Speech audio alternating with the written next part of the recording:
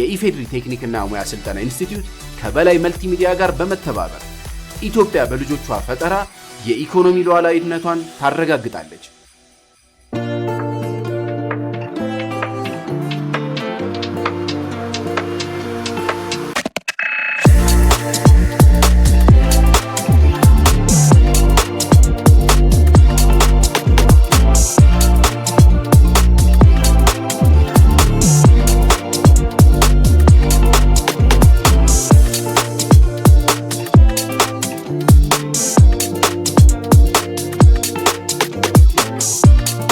ሰላም ጤና ይስጥልኝ ተመልካቾቻችን፣ ማህደር ነኝ የስኪል ኢትዮጵያ ውድድር አቅራቢ። ይህ የስኪል ኢትዮጵያ ብሔራዊ ቴክኖሎጂና ኢኖቬሽን የአራተኛው ሳምንት ውድድራችን ነው። ውድድሩ የኢፌድሪ ቴክኒክና ሙያ ስልጠና ኢንስቲትዩት እና በላይ መልቲሚዲያ በመተባበር ያዘጋጁት ዘወትር እሁድ ምሽት ከ2 ሰዓት እስከ 4 ሰዓት በሀገሬ ቴሌቪዥን የሚተላለፍ ሲሆን ረቡዕ ከጠዋቱ 3 ሰዓት እስከ 5 ሰዓት እንዲሁም ሐሙስ ከ9 ሰዓት እስከ 11 ሰዓት በድጋሚ የሚተላለፍ ፕሮግራማችን ነው። ማንኛውም የፈጠራ ሀሳብ ያላቸው ወጣቶች በኢንስቲትዩታችን የቴክኖሎጂ ማፍለቂያ ፕሮግራም መሳተፍ ይችላሉ። በዛሬው የአራተኛው ሳምንት የስኪል ኢትዮጵያ ውድድር 6 ተወዳዳሪዎች ይኖሩናል። እንደተለመደው የስኪል ኢትዮጵያ ውድድርን በቋሚነት የሚዳኙልን 3 በዘርፉ እውቅናን ያተረፉ ዳኞቻችንን በክብር ወደ መድረኩ ጠራለሁ። ዶክተር ቃላብ ኃይሉ በአዲስ አበባ ሳይንስና ቴክኖሎጂ ዩኒቨርሲቲ ረዳት ፕሮፌሰር፣ እባክህ ወደ መድረክ። የሻለም ኃይልዬ የቢዝነስና ሶሻል ሰርቪስ አሰልጣኝና አማካሪ፣ እባክሽ ወደ መድረክ ነኝ።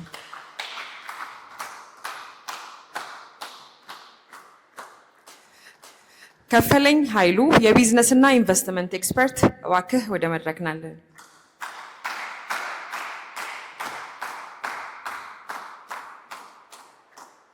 እሺ፣ አሁን ደግሞ የውድድሩን ሕግና ደንቦች አስታውሳችኋለሁ።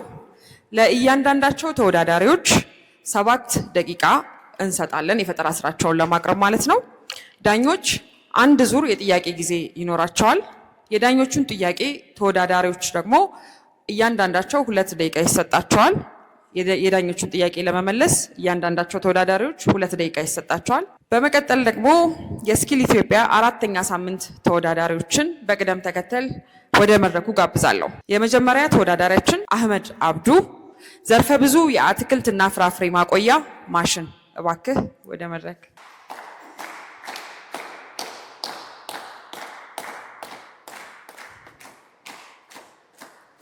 እሺ፣ ይህ ስኪል ኢትዮጵያ ብሔራዊ ቴክኖሎጂና ኢኖቬሽን ውድድር ነው። እሺ፣ እንኳን ደህና መጣህ አህመድ። 7 ደቂቃ አለ። መልካም እድል። ሰላም፣ እንኳን ደህና ቆያችሁ። አህመድ አብዱ ሁሴን ይባላል። ግን ለምን የሚል ጥያቄ ሊያጭርብኛልና ኢትዮጵያ ከ60-70% በላይ የቆዳ ስፋቷ ማምረት የሚቻልባት ሀገር፣ ግን የምግብ ፍላጎቷን የማታሟላ ሀገር። ኢትዮጵያ ከ60-70% በላይ ዜጎቿ አርሶ አደሮች፣ ግን የምግብ ፍላጎቷን የማታሟላ ሀገር። ጥያቄውን የሁላችንም ሆኖ ሳለ እኔ በበኩሌ ኢትዮጵያ የምርት እጥረት ሳይሆን የምርት ብክነት ነው የሚያጋጥማት በሚል መልቲ ፐርፐዝ የአትክልትና ፍራፍሬ ማቆያ ማሽን ይዤ መጥቻለሁ። እነሆ ችግሩ እንደነገርኳችሁ ነው። ከ30 እስከ 40% የምርት ሳላጋነን የምርት ብክነት ያጋጥመናል። ለዚህም ሶሉሽን ብዬ ይዤ የመጣሁት ይህንን ግሪን ሃውስ ማሽን ነው። ይህ ማሽንም እዚሁ ፌዴራል ቲቪቲ ሚኒ ፈርም ውስጥ ተሰርቶ አሁን ሰርቪስ እየሰጠ ይገኛል። ያመጣው ውጤት እዚህ ጋር በተግባር በሂዩሚዲቲ ኤንድ ቴምፕሬቸር የመጀመሪያ የነበረው የኢንቫይሮንመንት 31.3 የሙቀት ነበረ። ሂዩሚዲቲ ደግሞ እንደዚሁ እንደምታዩት 40.9 ነው። ከዚያ በማሽኑን በማሰራት እስከ የሙቀት መጠን ወይንም ደግሞ ዲግሪ ሴልሺየሱ 12 የሂዩሚዲቲ መጠን 91.4 ድረስ መቀነስ ይችላል ማለት ነው። ስለዚህ ይህ ማሽን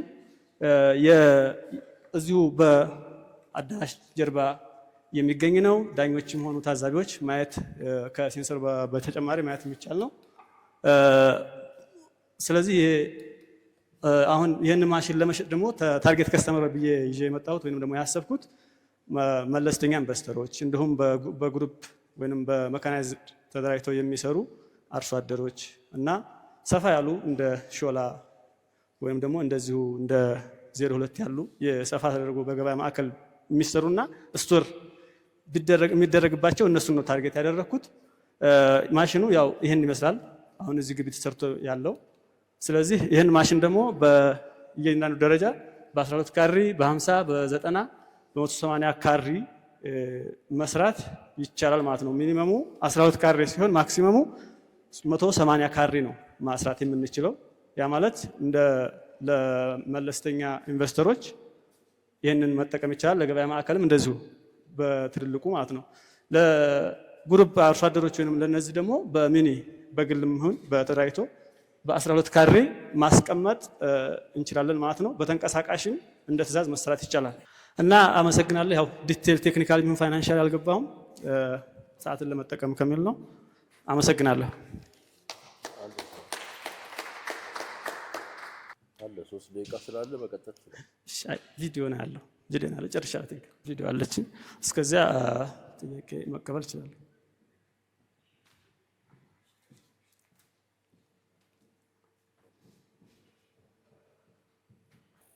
አህመድ አብዱ በጣም አሪፍ ነገር ነው ይዘህልን የመጣው።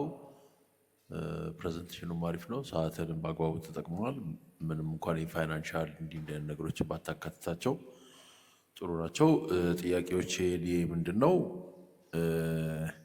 ምን ዩኒክ ከሌላው አሁን ለምሳሌ ግሪን ሃውሶች አሉ። ከዛ ምንድነው ዩኒክ የሆነ የእናንተን ምርት እዚህ ጋር ያለውን ዩኒክ የሚያደርገው ነገር ምንድነው የሚለውን አንደኛው ነው። ሁለተኛ ደግሞ ኤሌክትሪክ ይፈልጋል ኤነርጂው። ሶ ኤሌክትሪክ በገጠር አካባቢ እንዴት ችግሩ ሊፈታ ይችላል የሚለው ሁለተኛው ነው። ሶስተኛው ውሃ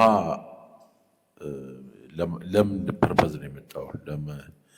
ለማቀዝቀዝ ነው ወይስ ምንድነው የሚለውን ነገር እሱንም እንደዚሁ ትመልስልኛለህ። ማቴሪያሉ አይ ቲንክ ምንድነው ያ በቀላሉ ሊሰራ የሚችል ነው የሚለውንም ትመልስልኛለህ። ሌላ ስለ ችግሩን አውርተህልናል። እስከ 40% ድረስ ፖስት ሃርቨስት የሆኑ ነገሮች እንትን ያሉ ነው። እኔ እንዲሁም ያለኝ መረጃ እስከ 53% ድረስ ከአትክልትና ፍራፍሬ በኋላ ከተመረተ በኋላ እንደሚባክን ነው። ያንተ ፕሮዳክት ተግባራዊ ቢሆን ይህንን 40%ን በአንተ ጥናት 40% ነው፣ በምን ያህል ብክነቱን ይቀንሰዋል ብለህ ታስባለህ? በዛውም ጊዜ ካለ የኮስቱንም ጉዳይ ያወራል። እሺ አህመድ፣ ጥሩ ነገር ነው ይዘህ የመጣኸው። ያቀረብክልን አቀራረብም መልካም ነው። የተወሰኑ ጥያቄዎች ይኖሩኛል። እኔም ከፍ ያለውን ጥያቄ እጋራለሁ። ለአትክልትና ፍራፍሬ ብቻ ነው ወይስ ሌሎች ምርቶችን ሊያካትት ይችላል ነው የኔ ጥያቄ። ሌላው ቢዝነስ ሞዴሉን ብዙም አልነካኸውም። ኮምፒውተሮች ወይም ተፎካካሪዎች ይኖርሃል ብዬ አስባለሁ እና ተፎካካሪዎችህ እነማን እንደሆኑ እና በምን ያክል ልዩነት ምን አይነት ነገር ልትፈጥር እንዳሰብክ እንድትገልጽልን እፈልጋለሁ። እናም የት ልታሰራጨው ለማን ተደራሽ ልታደርገው እንዳሰብክ እና የአዋጭነት ጥናቱስ ምን ድረስ እንደሆነ ግልጽ ልታደርገው ፈልጌ ነው። በተረፈ ጥሩ ነገር ነው ይዘህ የመጣኸው። እሺ አህመድ፣ ይህን ፖስት ሃርቨስት ሎስ ከንክኖህ እንደዚህ አይነት ፕሮዳክት ይዘህ መምጣትህ በመጀመሪያ ጥሩ ነው። እንደከፍ ያለው እኔም ቁጥሮቹ በጣም ከፍተኛ ናቸው። በዓለም ላይ ፖስት ሃርቨስት ሎስ ኢትዮጵያ አይ ቲንክ ሁለተኛ ወይ ሶስተኛ ነን እንትን በማድረጋችን ማለት ነው። እንግዲህ ቪዲዮ ሲሄድ አብረህ ኤክስፕሌን ብታደርገው ዝም ብሎ ከሚሄድ ጥሩ ነበረ።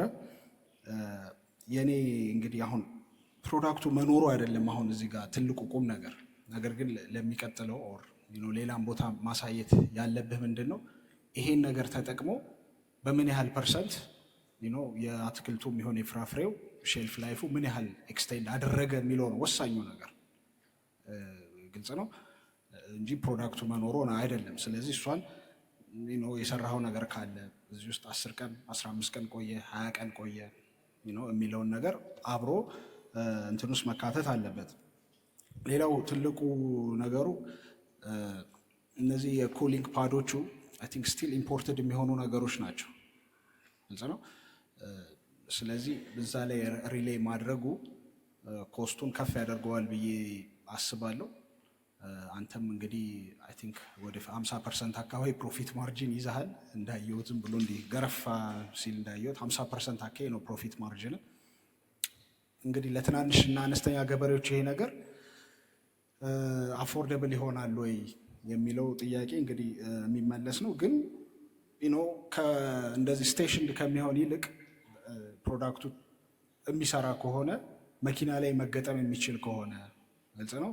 እንግዲህ በመኪና በራሱ እንትን የሚያደርግ ከሆነ ለስጋ ማጓጓዣ፣ ለወተት፣ ለአትክልትና ፍራፍሬ ኢቨን አበባም እንደዚህ ኮልድ ስቶሬጅን የሚጠቀሙ እንትኖች አሉ። ወደዛ አካባቢ ሁሉ ስኬል አፕ ማድረግ የምትችል ይመስለኛል ቴክኖሎጂ ኮልድ ስቶሬጅ እስከሆነ ድረስ እነዚህን ነገሮችን ኮንሲደራል።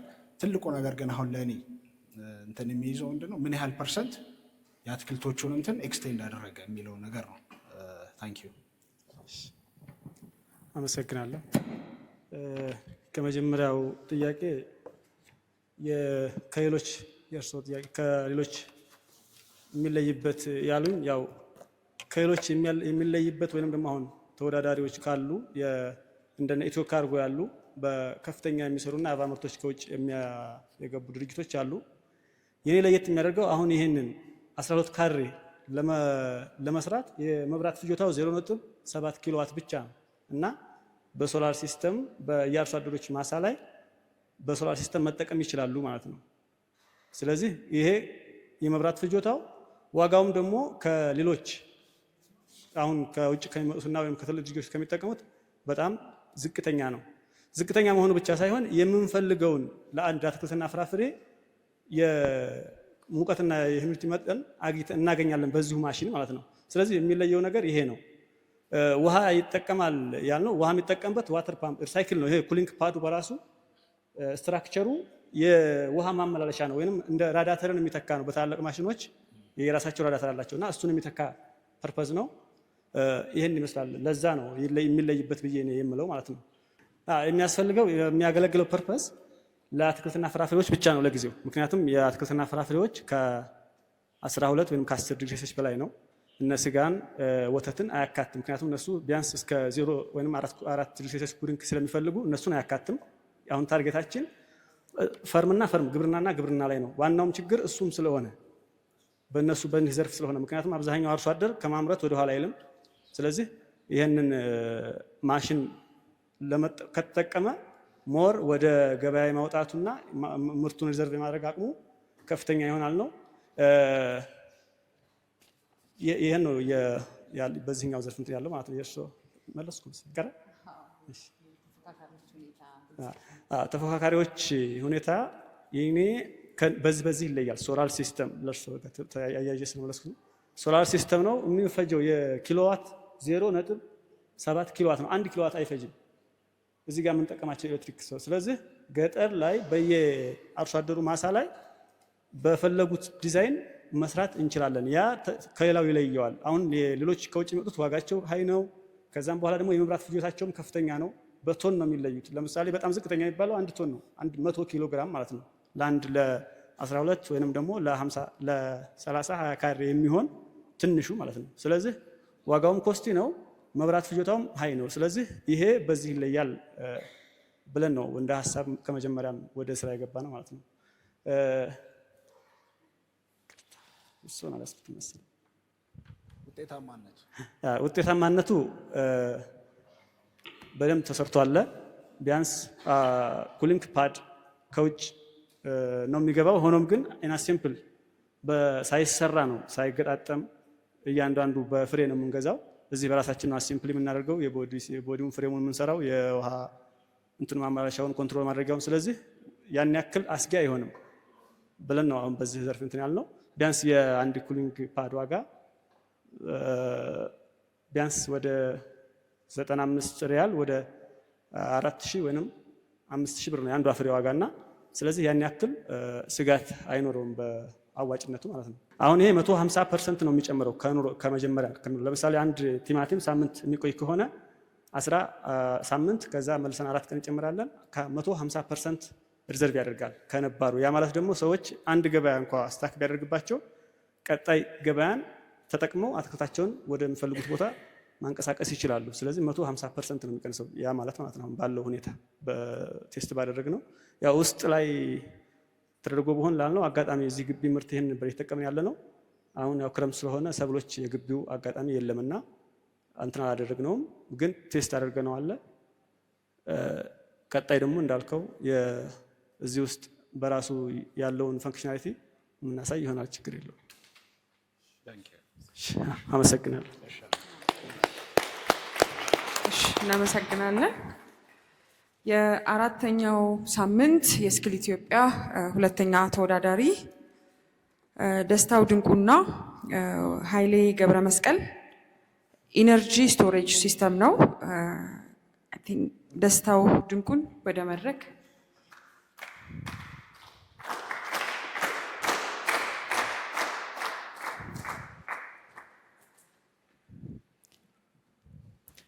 ሰባት ደቂቃ አለ። መልካም እድል ደስታው። እሺ የተከበራችሁ ታዳሚያን እና የተከበራችሁ የዚህ ፕሮግራም ዳኞች እንዲሁም የዚህ ፕሮግራም አስተባባሪዎች ምስጋና ማቅረብ እፈልጋለሁ። እንግዲህ መጀመሪያ ራሴን ላስታውቅና ደስታው ድንቁ እባላለሁ። ሜካኒካል ኢንጂነር እና ከ6 ዓመት በላይ የስራ ልምድ አለኝ በሙያው። እንዲሁም ፓርትነሬ ኃይሌ ይባላል። እሱም እንዲሁ በዚሁ በኤሌክትሪካል መሐንዲስ ነው። በሙያውም ከ10 ዓመት በላይ በዚህ በዘርፉ አገልግሏል። እንግዲህ ዛሬ ይዘነው የመጣነው የቢዝነስ ሀሳብ ቢዝነሳችን ግሪን ሴል ኢነርጂ ሶሉሽን ይባላል። ያው ስታርታፕ ነው፣ አላጸደቀውም፣ ወደፊት እናጸድቀዋለን። እንግዲህ እኛ ያመጣነው ሀሳብ ምንድን ነው? ኢነርጂ ስቶሬጅ ሲስተም ነው ያመጣ ነው። እንግዲህ የምታውቁት ሀገራችን ላይ ብዙ የኢነርጂ ችግር አለ። ያንን መፍትሄ የሚሆን ቢዝነስ ነው ዘን የመጣ ነው።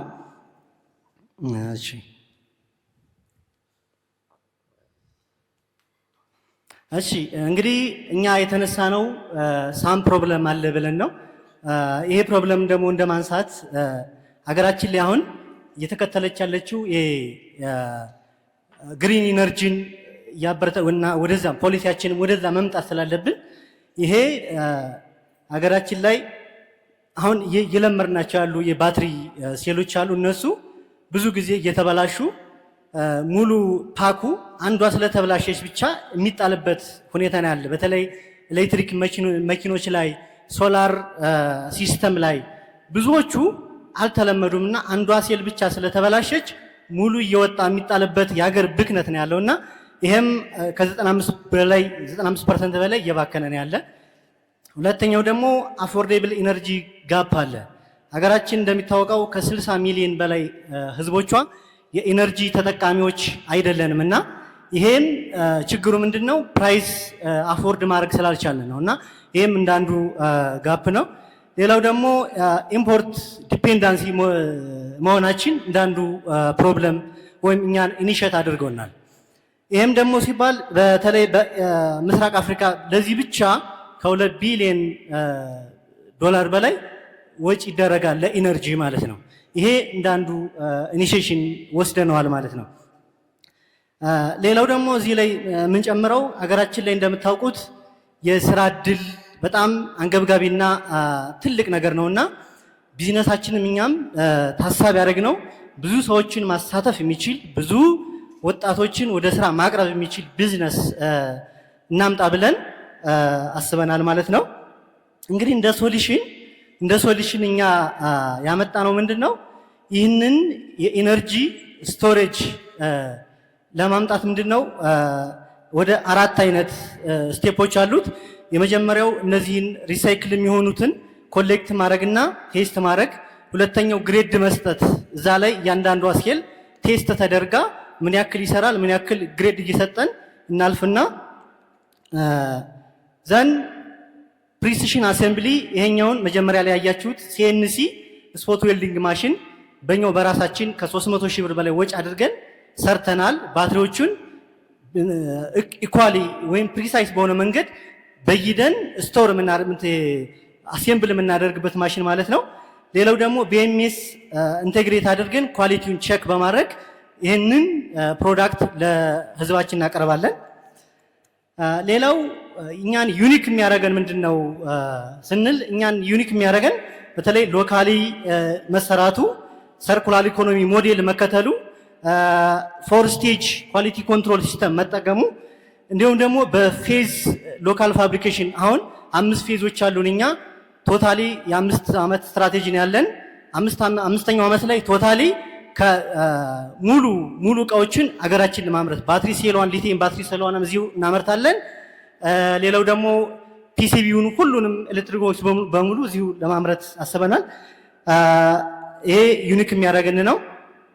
ይሄ ትራክሽን ኤንድ ኤቪደንስ ዲማንድ እንደምታውቁት መጀመሪያው ዓመት ላይ ጀምረን እስከ 5ኛው ዓመት ላይ እያንዳንዱን እያሰብን እንሄዳለን። ሆስፒታል፣ ክሊኒክ ትልቅ ዲማንድ አለ። በስሞል ኢንተርፕራይዞች ከ40 እስከ 60% ያለውን ኢምፖርትን እያደረጉ የሚጠቀሙ ይህ አንዱ ዲማንድ ነው። ሌላው ደግሞ ግሮዊንግ ባትሪ ዌስት ፍሎ ይሄኛው አሁን ወደ ኤሌክትሪካል ሲስተም እየመጣን ስንመጣ የባትሪ ዌስቴጅ እየበዛ ይመጣል። ያንን ደግሞ እኛ እያመጣን እንደገና ሪዩዝ ማድረጋችን ትልቅ ዲማንድ መሆኑን ያሳየናል። እንደ ማርኬት ኦፖርቹኒቲ መጀመሪያ እንደተናገርኩት ሀገራችን ከ60 ሚሊዮን በላይ ያለው ማህበረሰብ ኢነርጂ አይጠቀምም። ይሄ ማለት ትልቅ ኦፖርቹኒቲ አለ ማለት ነው። ከዚህ ውስጥ ሰርቪስ አድቫይዘብሉ ወደ 10 ሚሊዮን ይኖራል። ሆስፒታልና ክሊኒኮች ከ4200 በላይ ጤና ላይ ያሉ ተቋማት ዲማንድ አላቸው። ሌላው ስሞል ኤንድ ሚዲየም ኢንተርፕራይዝ ወይም ሪቴለሮች ከ2.7 በላይ ሚሊዮን በላይ አሉ። ለነሱም ተደራሽ እናደርጋለን። ኢንዱስትሪ ፋክተሪዎች ወይም ደግሞ ሶላር ኢንተግሬተር እነዚህም አንዱ ኦፖርቹኒቲዎች ናቸው። እንደ ቅድም ይሄ ኮምፒውተራችንም አሉ ኢምፖርት የሚያደርጉ ናቸው ኮምፒውተሮቻችን። ከነሱ የኛ በምን ይሻላል እዚህ ላይ ለማስቀመጥ ሞክረናል። እንዲሁም ደግሞ ጎቱ ማርኬት የ5 ዓመት ስትራቴጂያችን በደንብ እዚህ ላይ አስቀምጠናል። እንዲሁም ደግሞ የኛ ፕሮዳክት አሁን ያሰብነው ወደ 5 አይነት ፕሮዳክቶች አሉን። መጀመሪያ ያቀረበው ወንድማችንም አንዱ የኛ ከስተመር ይሆናል ብለን እናስባለን። በተለይ ከኢነርጂ የሚያስፈልጋቸው በሙሉ የኛ ከስተመር ይሆናል ብለን ስለምናስብ ከሃውስሆልድ እስከ ኢንዱስትሪ ደረጃ ድረስ ለማምረት ነው ያሰብነው። እንዲሁም ደግሞ ረቬኗችን ፕሮዳክቱን ሴልስ በማድረግ ኢንስታሌሽን ሰርቪስ በመስጠት ሰርቪስ ኮንትራክት በመስጠት ድርጅቶችን የዚህን ሲስተም ኮንትራክት እንዝና በየአመቱ ወይም በየወሩ እየሄድን ሰርቪስ ፊ ይከፍላሉ። እኛ ደግሞ ወይ በየሄድን ሜንቴን እናደርግላቸዋለን፣ ሰርቪሱን እንሰጣቸዋለን። እንዲሁም ደግሞ ሴል ሪካቨሪ ፊ ላለ ሰርቪስ እነዚህ በሙሉ ረቬኑ ሞዴላችን ናቸው ማለት ነው። ሌላው ስታርታፕ ኮስት ኤንድ 5 ይር ፕላን አለን። እዚህ ውስጥ ስታርታፕ ኮስት 1.2 ሚሊዮን ብር ነው እኛ ያሰብነው። ይሄ ከዚህ ውስጥ ደግሞ አሁን ኦኬ ቴንክ ዩ ይቅርታ ኢንተርቪው ስላደረግን ምንድነው መሰለህ ሌሎቹም እስካሁን ድረስ የነበሩን ተወዳዳሪዎች 7 ደቂቃ ስለተሰጣቸው ፌር ለመሆን ነው በጣልቃ ያው 7 ደቂቃ ላይ እንድታቆሙ እናስገድዳችሁ ከይቅርታ ጋር ሰው ምን ማድረግ እንችላለን? ዳኞቹ የሚጠይቁ ጥያቄዎችን አድሬስ ስታደርግ ያኔ አብረህ ተመልሰዋለህ ማለት ነው። እሺ አሁን ድሉ ለዳኞች ነው እንግዲህ የምንሰጠው። ታንክ ዩ ድንቁ። እንግዲህ ያው እንደተነገረ ሰዓት እንትን ስላለ ግን ብዙ የሚቀርህ ነገር ያለ አልመሰለኝም። እንግዲህ ከተረዳሁት እና ጥሩ ነገር የዚህ የሲኤንሲ ዌልዲንግ ማሽኑ እዚሁ አላችሁ ራሳችሁ ሰርተነዋል፣ ቴስት አድርገናል። እሱ መኖሩ አንድ እንግዲህ ትልቁ ኮስት የሚሆነው ነገር እሱ ይመስለኛል። ከዛ ውጭ ግን እንግዲህ የዛም ችሎታ ያላችሁ ዌልደሮች መኖራችሁ እንደ ፖዚቲቭ ይዟለው። ፕሮዳክታችሁም አግሪጌትድ መሆኑ ከትንሹ ቤት እስከ ትልቁ ኢንዱስትሪ ድረስ ዲስትሪቢዩትድ መሆኑም ጥሩ ነገር ነው። ትልቁ ፍራቻዬ ግን አሁን ያለው የባትሪ ነው የነዚህ ኢንዱስትሪዎች የመኪና እንኳን ዋራንቲው እስከ 10 ዓመት ድረስ እንደሚቆይ ነው የምንሰማው ማለት ነው። የነዚህን የባትሪ ኮሌክሽን በአመት እንግዲህ አንድ ቦታ 10,000 በአመት እናመርታለን ይላል፣ አንድ ቦታ 15,000 ይላል። ዋቴቨር ኢት ኢዝ በአመት 10,000 የሚጣሉ ወር የማይሰሩ ባትሪዎችን ለማግኘት ከባድ አይሆንም ወይ? ገብቷል? አሁን ባለው ሁኔታ ማለት ለምን ገና አዲስ እንደመሆናቸው ሀገራችንም ውስጥ እንትኑ ነው። ሌላው ትልቁ ነገር የዋራንቲ እንትኖች አሏችሁ መሰለኝ ለዚህ እንትን አይደል? አንድ አመት የሚል አይቻለሁ መሰለኝ ሳሙኤል። አንድ አመት ዋራንቲ አለ የሚል አለ። አንድ አመት ዋራንቲ አሮን ነው እንግዲህ ያው ምን ያህል ብትተማመኑ እንደሆነ አላውቅም። በእነዚህ ሰከንድ ላይፍ ባትሪዎች ዩዥዋሊ ሲበየዱ ኦር ኦፍ ኮርስ ስታንዳርዱ ቼክ የሚደረግ ነገር ቢሆንም በኋላ ላይ ወደ ገበያ ከመውጣቱ ግን አንዳንዱ ኦቨር ቮልቴጅ ይኖረዋል፣ አንዳንዶት ይኖረዋል፣ የሰርኩት ችግር ይኖረዋል። የአንድ አመት ዋራንቲ መስጠት ቢዝነሱን አይጎዳውም ወይ የሚል ሁለት ነው። ሌላው ነገር ቆንጆ ነው። ኦኬ እሺ ደስታው ነው። እሺ ደስታው ጥሩ ነገር ነው እንደ ሐሳብ ያየሁት። ይሄ ሐሳብ ግን ወደ ተግባር ተቀይሯል ወይ ነው የኔ ጥያቄ። ተግባራዊ ሆኖ ቴስት ተደርጎ ምን ያክል ተቀባይነትን አግኝቷል? አንዱ ጥያቄ ነው። ሌላኛው አሁን ላይ ወደ ኤሌክትሪክ እየተቀየሩ ስለሆኑ ብዙ ባትሪ ተጠቃሚዎች ለኛ ኦፖርቹኒቲ ነው ለማምረት ብለህን ነበረ። ነገር ግን እዛ ፕላን ያደረከው ላይ በጣም በብዙ ሺህ እንደምታመርቱ በየጊዜው እንደሚጨምርም ነው የሚያሳየው። ምናልባት ዲማንዱን ሊጎዳው አይችልም ወይ? አሁን ቴክኖሎጂው እየተቀየረ ወደ ኤሌክትሪክ እየተቀየረ መሄዱ ለረጅም ጊዜ አንድን ባትሪ እየተጠቀሙት መቆየታቸው የእናንተን ዲማንድ እና እዛ ፕላን ያደረጋችሁት ጋራ አይጋጭም ወይ ነው የኔ ጥያቄ። ሌሎቹን ጥሩ እይታ አለኝ። አመሰግናለሁ። ጥያቄዎች ከጓደኞቼ በተጨማሪ የምጠይቅ ነገር አንደኛ ኢንቨስትመንት ኮስቱን በተመለከተ የገለጽክልን ነገር የለም። እሱን በተመለከተ የምትለን ነገር ካለ፣ ሌላው ደግሞ ይሄ ቢዝነስ ያው ሰከንድ ጄኔሬሽን የሚባለው ቢዝነስ ነው። በባትሪ ውስጥ አንድ ባትሪን ለምሳሌ የመኪና ባትሪን ሲያረጅ ለባጃጅ አድሶ ምን ብሎ እንደገና ሪጀነሬት አድርጎ ለባጃጅ እንደማቀበል ማለት ነው ወይስ መልሶ ለራሱ ለመኪናው ማስገባት ለምሳሌ ወይም ደግሞ በፊት ይሰራበት ለነበረው ፐርፐዝ እንደገና መልሶ ማቅረብ የሚለውን ነገር ነው። ሌላ ኢትዮጵያ ውስጥ ይህንን የሚሰሩት እናንተ ብቻ ናችሁ? አሁን እስካሁን ባለው ነገር በስታርታፕ ደረጃ ላይ ቢሆንም በካምፓኒ ደረጃ ኢትዮጵያ ውስጥ ይህንን ለመስራት ያሰበ ወይም ደግሞ የሚሰራ ሌላ ኮምፒቲተርስ እንዳላቸው እርግጠኛ ናቸው ወይ የሚለውን ነው። እሺ አመሰግናለሁ። እንደ አስተያየትም የምንወስዳቸው አሉ፣ ፕላስ ደግሞ ሪያክት ለማድረግ የምንሞክራቸው ጥያቄዎች አሉ። ከመጀመሪያው የዋረንቲ ጉዳይ እውነት ነው፣ ዋረንቲ ላይ የምናስብበት ይሆናል። ግን ብዙ ጊዜ እኛ አሁን በተለይ እኛ ያሰብነው ምንድነው ሲኤንሲ ዌልዲንግ መጠቀማችን ፕሪሲሽኑ በጣም ሄይ እንዲሆን ያደርገዋል። ፕላስ ደግሞ ስሩ ፕሮሰስ ነው ኳሊቲ ቸክ እያደረግን የምንሄደውና ፕላስ የፕሮዳክታችን በኢነርጂና ስሙን ረሰው በሱ አክሬዲት ይደረጋል። ያንን ላይሰንስ ሳያገኝ እንትን አይልም። ይችኛዋ የመጀመሪያ ምርታችን ናት። ላስት ይር ነው ሰርተን ተጠቀምናትና እንደ እንትን ወስደዋለሁ። ሁለተኛው ባትሪ ሶርሱ እውነት ነው። ባትሪ ሶርሱ አሁን እንደ መነሻ ሪሳይክል እናደርግ እንጂ ሪሳይክል የምናደርገው ለእኛ ፕላን ያደረግነው ጋር እኩል ስለማይመጣልን ምንድነው ኢምፖርት የምናደርጋቸው ይኖራሉ።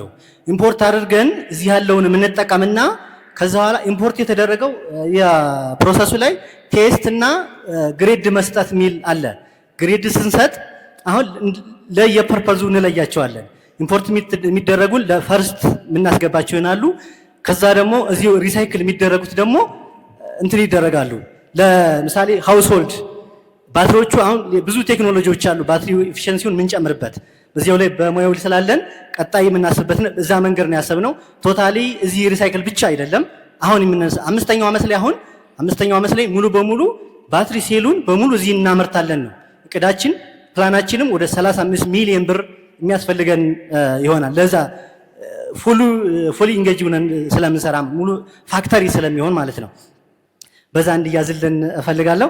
ሌላው ደግሞ በተግባራዊትና ተጀምሯል የሚለው ይሄኛው አሁን ጀነራል ወንጌት ፖሊቴክኒክ ላይ ይሄኛው ሲኤንሲውን ታዘን ሰርተን አሁን ሶላር ሲስተም ለመስራት የግቢውን ለመግጠም ዲል እያደረግን ነው። ፕላስ ደግሞ ይችኛው የመጀመሪያ ፕሮዳክታችን ነች። ኢቭን አሁንም ራሱ ኔክስት ውድድር ላይ እንግዲህ ፈጣሪ ብሎ ካለፍን ከቀጠን ዘን እንመጣለን። ፕሮዳክታችንም ቴስት የተደረገ የሚታይ የሚዳሰስ ማለት ነው። ሌላው ፕላኑ ከዲማንዱ ላይ አይጋጭም ወይ የሚለው እውነት ነው። አሁን እኛ ፕላናችን ወደ 5 አይነት ፕሮዳክቶች ናቸው እኛ የምናመርታቸው። ይሄ ማለት 5 አይነት በየአቅማቸው ሲሆን አሁን የኢነርጂውን ሪሳይክል ኢነርጂን ግሪን ኢነርጂ መጠቀሙ በጣም እየሰፋ ነው የሚሄደውና እኛም በዛ ልክ ቁጥራቸው የበዙት በዛ ልክ ነው። አሁን እኛ በቀን 25 እናመርታለን ብለን ነው የመጀመሪያ ዓመት ላይ በቀን 25። ከዛ በኋላ የኛ አቅም እየጎለበተ ሲመጣ በዛው ልክ የማምረት አቅማችንም ይጨምራል ነው። ይሄ ደግሞ ዲማንዱ እስካለ ድረስ ያንን ያለውን ዲማንድ ማድረስ ካልቻል ድረስ እዛ ላይ አንቸገርም ብለን ነው ያሰብነው። ሌላው ኢንቨስትመንት ኮስት የሚለው አጋጣሚ ሰዓት አልቆብኝ ነው እንጂ እዚህ ላይ አለ። የመጀመሪያው ኢንቨስትመንት ኮስታችን 1.2 ሚሊዮን ብር ነው የምንፈልገው። ከዛ ውስጥ ወደ አሁን ከጀመርናቸው ካሉ ስራዎች ከኛ ጋር ወደ 530 ሺህ ብር አሁን ሬዲ አድርገን ያቀረብናቸው ማቴሪያሎችም ካሽም ያለን ማለት ነው። አሁን ሌሎችን የቀረውን ብር ከብዙ አይነት መንገድ ነው እንትን ቴክ ለማድረግ ፕላን አድርገን ያለ ነው። ሌላው ኮምፒውተር የሚለው እውነት ነው። ኮምፒውተሮች አሉ፣ ግን እነሱ ኮምፒውተሮች ከውጭ ኢምፖርት ነው እያደረጉ ያሉት እነ ጂ ፓወር እና ሌሎች አሁን እያስመጡ ያለውና ኮስታቸው በጣም ሄይ ነው። ምናልባት አጋጣሚ ማየትም ትችላላችሁ። በጣም ውድና የኛ ከ40 እስከ 60% ኮስቱ ይቀንሳል። ዋናው ኮስት የሚጨምረው ምንድነው? የሃውሱ ነው። ሃውሱን ደግሞ እኛ ከዚህ ማምረት ነው የምንፈልገው። ሞልድ ነው፣ ሞልድ ማሽን አለ። እኛ አሁን እሱ ዲዛይን እያደረግን ነው። ገንዘብ እንዳገኘን አንዱ ማሽን የሚቀረን ማሽን እሱ ስለሆነ ያንን ሞልድ መስሪያ ማሽኑን ከሰራን እዚህ ላይ ቀጥታ ባትሪ ሴሏን ሪሳይክል እንሰበሰባለን። ትንሽ ደግሞ ከውጭ እናመጣለን። 70%ቱን አገር ውስጥ ባለ ነገር ነው ያሰብነውና በዛ መንገድ ኮስቱን ይቀንስልናል ብለን ያሰብነው። ይሄ ደግሞ ከውጭ ካሉት ጋር የኛ የተሻለ ያደርገዋል። ፕላስ ደግሞ ብዙ የስራ እድሎችን መፍጠር እንችላለን እዚህ። እንዲሁም ደግሞ በተለይ የአካል ጉዳተኞች አሁን ዊልቸር አይታችሁ ከሆነ በኤሌክትሪክ የሚሰራ ዊልቸር ይመጣላቸዋል። ከዛ በኋላ በእርዳታ ይሰጣሉ። ባትሪው ሲበላሽ የሚጠግንላቸው ወይም ደግሞ አቅም ስለሌላቸው ያን ያክል እንትን አይለው። እኛ ለነዚህ ድረስ ሁሉ መድረስ ከቻል ትልቅ ቫልዩ አድ እናደርጋለን በሚል ነው። የቀረ ጥያቄ ካለ እንግዲህ አመሰግናለሁ። በድጋሚ መልካም ድል ደስታው። ሶስተኛ ተወዳዳሪያችን ናኦል ወርቁ ኢትዮጵያን ኪድስ ኤጁኬሽናል ማቴሪያል፣ እባክህ ወደ መድረክ።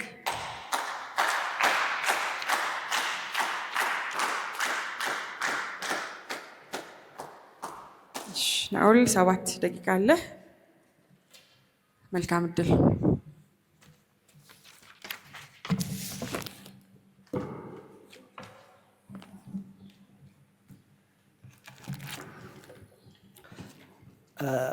በመጀመሪያ ይሄንን ታሪካዊ ፕሮግራም ያዘጋጁ ባለድርሻ አካላትን ማመስገን እወዳለሁ።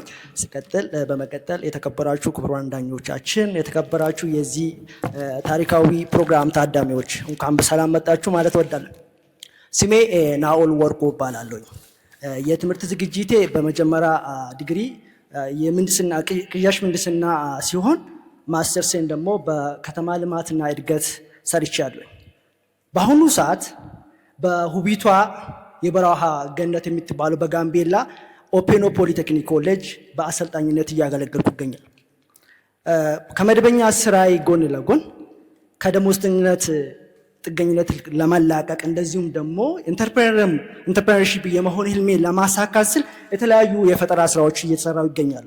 እነዚህ ፈጠራ ስራዎች ደግሞ ችግር ፈቺ የሆኑ ናቸው። ለምሳሌ ያክል ከዚህ በፊት ባሮ ወተር ፊልተሬሽን የሚለው በጋምቤላ ትልቁ ወንዝ ባሮ የተሰየመ ባሮ ወተር ፊልተሬሽን አለኝ።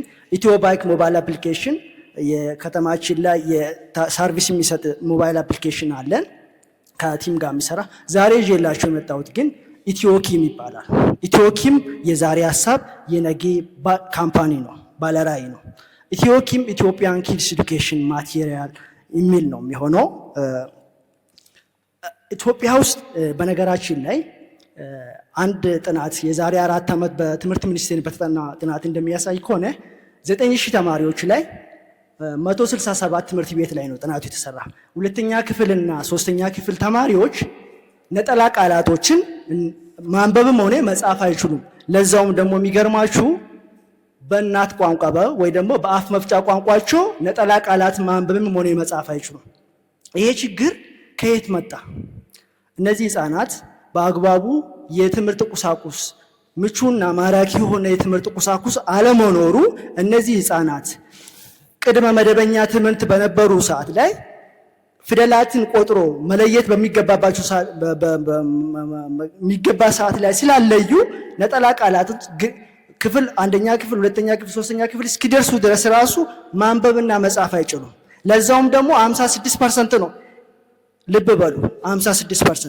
ይሄ ቁጥር ጥናቱ ላይ እንደሚያሳይ ከሆነ እያሻቀበ እንደሆነ ነው የሚያሳየው።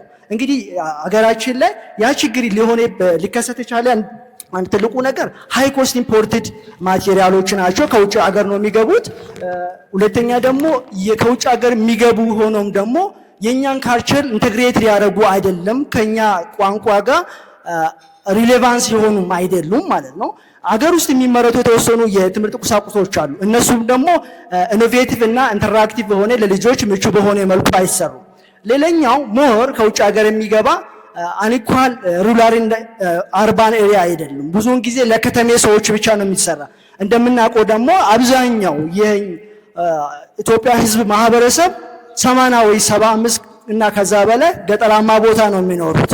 ስለዚህ ከውጭ ሀገር የሚመጣ ማቴሪያል የትምህርት ቁሳቁሶቹ ለህፃናት ምቹ የሆነ ለገጠራማው አካባቢ የሚሆን አይደለም ማለት ነው። በቻርጅ የሚሰራ ነው። እዚህ የከተሜ ሰው አፎርደብል የሚያደርግ ብቻ ስለሆነ አንደኛው እሱ ነው ትልቁ ችግር ማለት።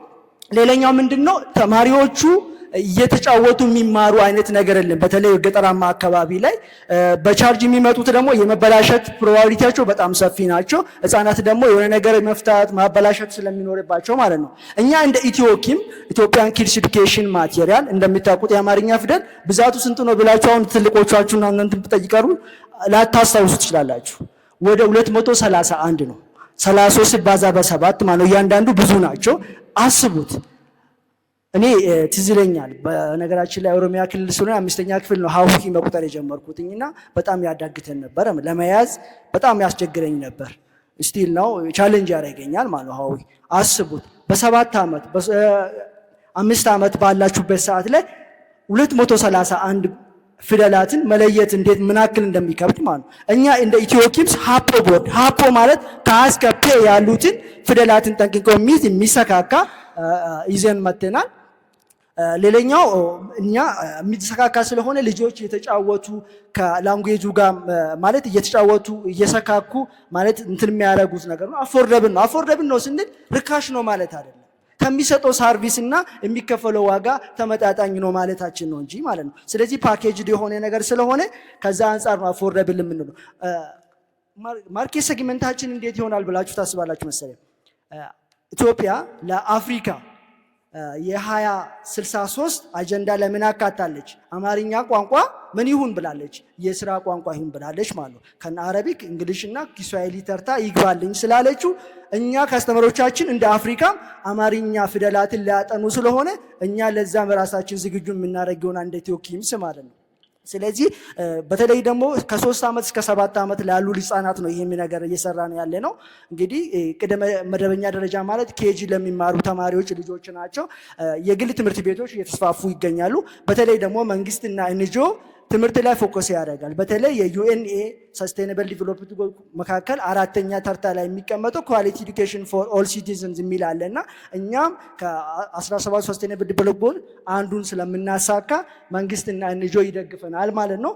ትልቁ ነገር ምንድነው? ሎካል ያሉት ስኬለብል እና አፎርደብል ኳሊቲ ያለን ስለማያካትቱ እኛ እሱን አሟልተን ስንመጣ እንትን ማድረግ እንችላለን። ያው ፕሮዳክታችን እዛ ጋር እንደሚታዩት ለዳኞችም ለመስጠት ሞክሬያለሁ። እዛ የሚመስል ነገር አለ። በነገራችን ላይ ስኬለብል እያደረግን ዲጂታላይዝ እያደረግን እንሄዳለን። የሚያድግ ነገር ነው። እዚህ ጋር ቢዝነስ ሞዴላችን ምንድን ነው የሚሆነው? ዳይሬክት ለትምህርት ቤቶች እንሸጣለን፣ ለወላጆች እንደዚሁም ደግሞ ኤንጂኦዎች በብዛት በማስ ፕሮዳክሽን የሚያዙን ይሆናል። ከነዛ ጋር እንሰራለን። እንደዚሁም ደግሞ ስቶር ሾፕ እንደዚህ የትምህርት ቤት ቁሳቁስ የሚሸጡ ካምፓኒ ነጋዴዎች ጋር የምንሰራ ነው የሚሆነው። ፈንዳችን ለዚህ ስራ ኢምፕሊመንት ለማድረግ ወደ ስራ ለመግባት 2.3 ሚሊዮን ብር ነው የሚያስፈልገን ነው። እንግዲህ በግሌ ነው የምሰራ ካለችኝ ደሞዝ እየቆጠብኩ አንዳንድ ፕሮቶታይፕ የምሰራ። በዚህ አጋጣሚ ደግሞ እዚህ ተቋም ከመጣሁት በኋላ አንድ 3D ሞዴልም እየተሰራ ነበር። ከዚህ በፊት በኤምዲኤፍ ብቻ ነው የሚሰራ ነበረ። አሁን እሱን አሳድጌ በፕላስቲክም እየተሰራ ስለሆነ እዚህም ተቋምም ድጋፍ እየሰጡን ስለሆነ እንደዚሁም 15% ራሴ ብችል 15%ን ይሄንን 1 ሚሊዮን ብሩን ባሸንፍ ከ15 ሚሊዮን ብር ከ15% በላይ ነው። 35ቱን ኢንቨስተሩን ሰርች እያደረኩ እገኛለሁ። እናንተም ከእናንተ መካከል አቅም ያለ ሰው ካለ ዌልካም እላለሁ። ኮምፒውተሮቻችን አሳልፍ የነበረ ይመስለኛል። ስለዚህ 2.3 ሚሊዮን ብር ነው የሚያስፈልገኝ። ይሄንን የነገውን ብርሃን ወይ ደግሞ ህፃናት ላይ ለመስራት ከኢትዮኪም ጋር እንድትሰሩ በታላቅ ጥሪዬን ለማቅረብ ወዳለሁ። አመሰግናለሁ። ጨርሻለሁ። ናውል ይዘህ የመጣኸው ነገር በጣም ጥሩ ነው። የነገን ሀገር ተረካቢ ህፃናት እንዴት አድርገን ቤዝ ልናስይዛቸው እንደምንችል፣ ፊደሎቹን እንዴት አድርገን ሊማሩባቸው እንደሚችሉ ሳምፕልም ይዘህ መጥተሃል። ጥሩ አድርገህም ነግረህናል። እነዚህን ነገሮች የሚሰሩ ሌሎች ተፎካካሪዎች እንዳሉ ታውቃለህ ወይ ነው የመጀመሪያው ጥያቄ። እነሱን አጥንተሃል ወይ አይተሃል ወይ? ምክንያቱም አሉ እንደዚህ አይነት ነገር የሚሰሩ በሀገር ውስጥም እነሱን አይታቸዋል ወይ? ሌላው ባታሸንፍ ካሸነፍኩ 15%ቱን ይህን ከቨር አደርጋለሁ፣ ሌሎች ኢንቨስተሮች ኢንቨስት ካደረጉ 35%ቱን ከቨር ያደርጉኛል። ጠቅላላ ከሚያስፈልግህ ለኢንቨስትመንት ከሚያስፈልግህ ወጪ ማለት ነው። ኢንቨስተሮቹ ባይኖሩ ይህንንም ነገር ባታሸንፍ ይህንን ነገር እጣ ፈንታው ምን ሊሆን ይችላል ነው የኔ ጥያቄ። ቢዝነስ ሞዴሉ ላይ በተወሰነ መልኩ ኮስትና አፎርደብል ነው ብለህናል። ምን ያክል ይሸጣል? ለአንዱ ፓኬጅ ሙሉ የሚያደርገውን ነገር ምን ያክል ሊሸጥ ይችላል የሚለውንም አፎርደብል መሆኑን እንደው በኢትዮጵያ ስታንዳርድ ለመገመት ያስችለን ዘንድ ብትነግረን። በተረፈ በጣም ጥሩ ፕሬዘንቴሽን ነበር። ብዙ ፈጠራዎችም እንዳሉ ነግረህናል። ይበል በዚሁ ቀጥል እላለሁ። እሺ ናኦል ወርቁ በጣም አሪፍ ሀሳብ ነው ይዘህልን የመጣኸው። እናመሰግናለን። ጥሩ ነገሮች ናቸው። ፕሬዘንቴሽንም አሪፍ ነው። በተቻለ መጠን ሰዓትንም ለመጠቀም ሞክራል። የኔ ጥያቄ መጀመሪያ ላይ ስትገባ የተነሳኸው እንትን የማንበብ ስኪል ችግር እንዳለ የሚል ነው እና አብሮም ደግሞ የአንብቦ መረዳት የሚለውን ነገር ነው። እዚህ ላይ የተማሪዎቹን የመጻፍ ስኪል ራይቲንግ ስኪል እንዴት ነው ማዳበር የሚቻለው? አንደኛ እሱ ነው። ሁለተኛ ደግሞ የማስላትም ሂሳብ የመስራትም ስኪል አንዱ የሀገራችን ችግር ነው ከሂሳብ ጋር የተያያዘው እና የሂሳብ ጉዳይንስ ሂሳብ ፊዚክስ እንዴት አድርገህ ልትመልሰው አስበሃል? ይሄ ማንበብ ሊሆን ይችላል፣ ለማንበብ ሊረዳ ይችላል። የራይቲንግ ስኪል እና የመረዳት ስኪልን ምንድነው ጽንሰ ሀሳብ አንብቦ የመረዳት ነገሮችን እንዴት ሊዳብር ይችላል የሚለው ነው። ወደ ዲጂታል መሄድ ማስበናል ብለሃል፣ ግን እንዴት እንደሆነ ልታሳየን አልቻልክም። እሱ በተመለከተ ተመልሰልኛል። ሌሎችን እንኳን መልሰሃል።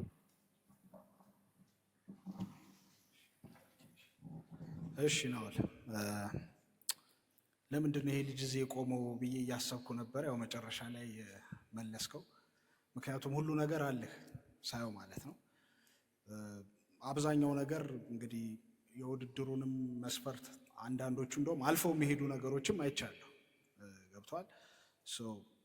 የያዝከው ነገር ከኮምፒቲሽኑም በተወሰኑ መልኩ እንትኖች በላይ የሆኑ ነገሮች አሉ እዚህ ጋር።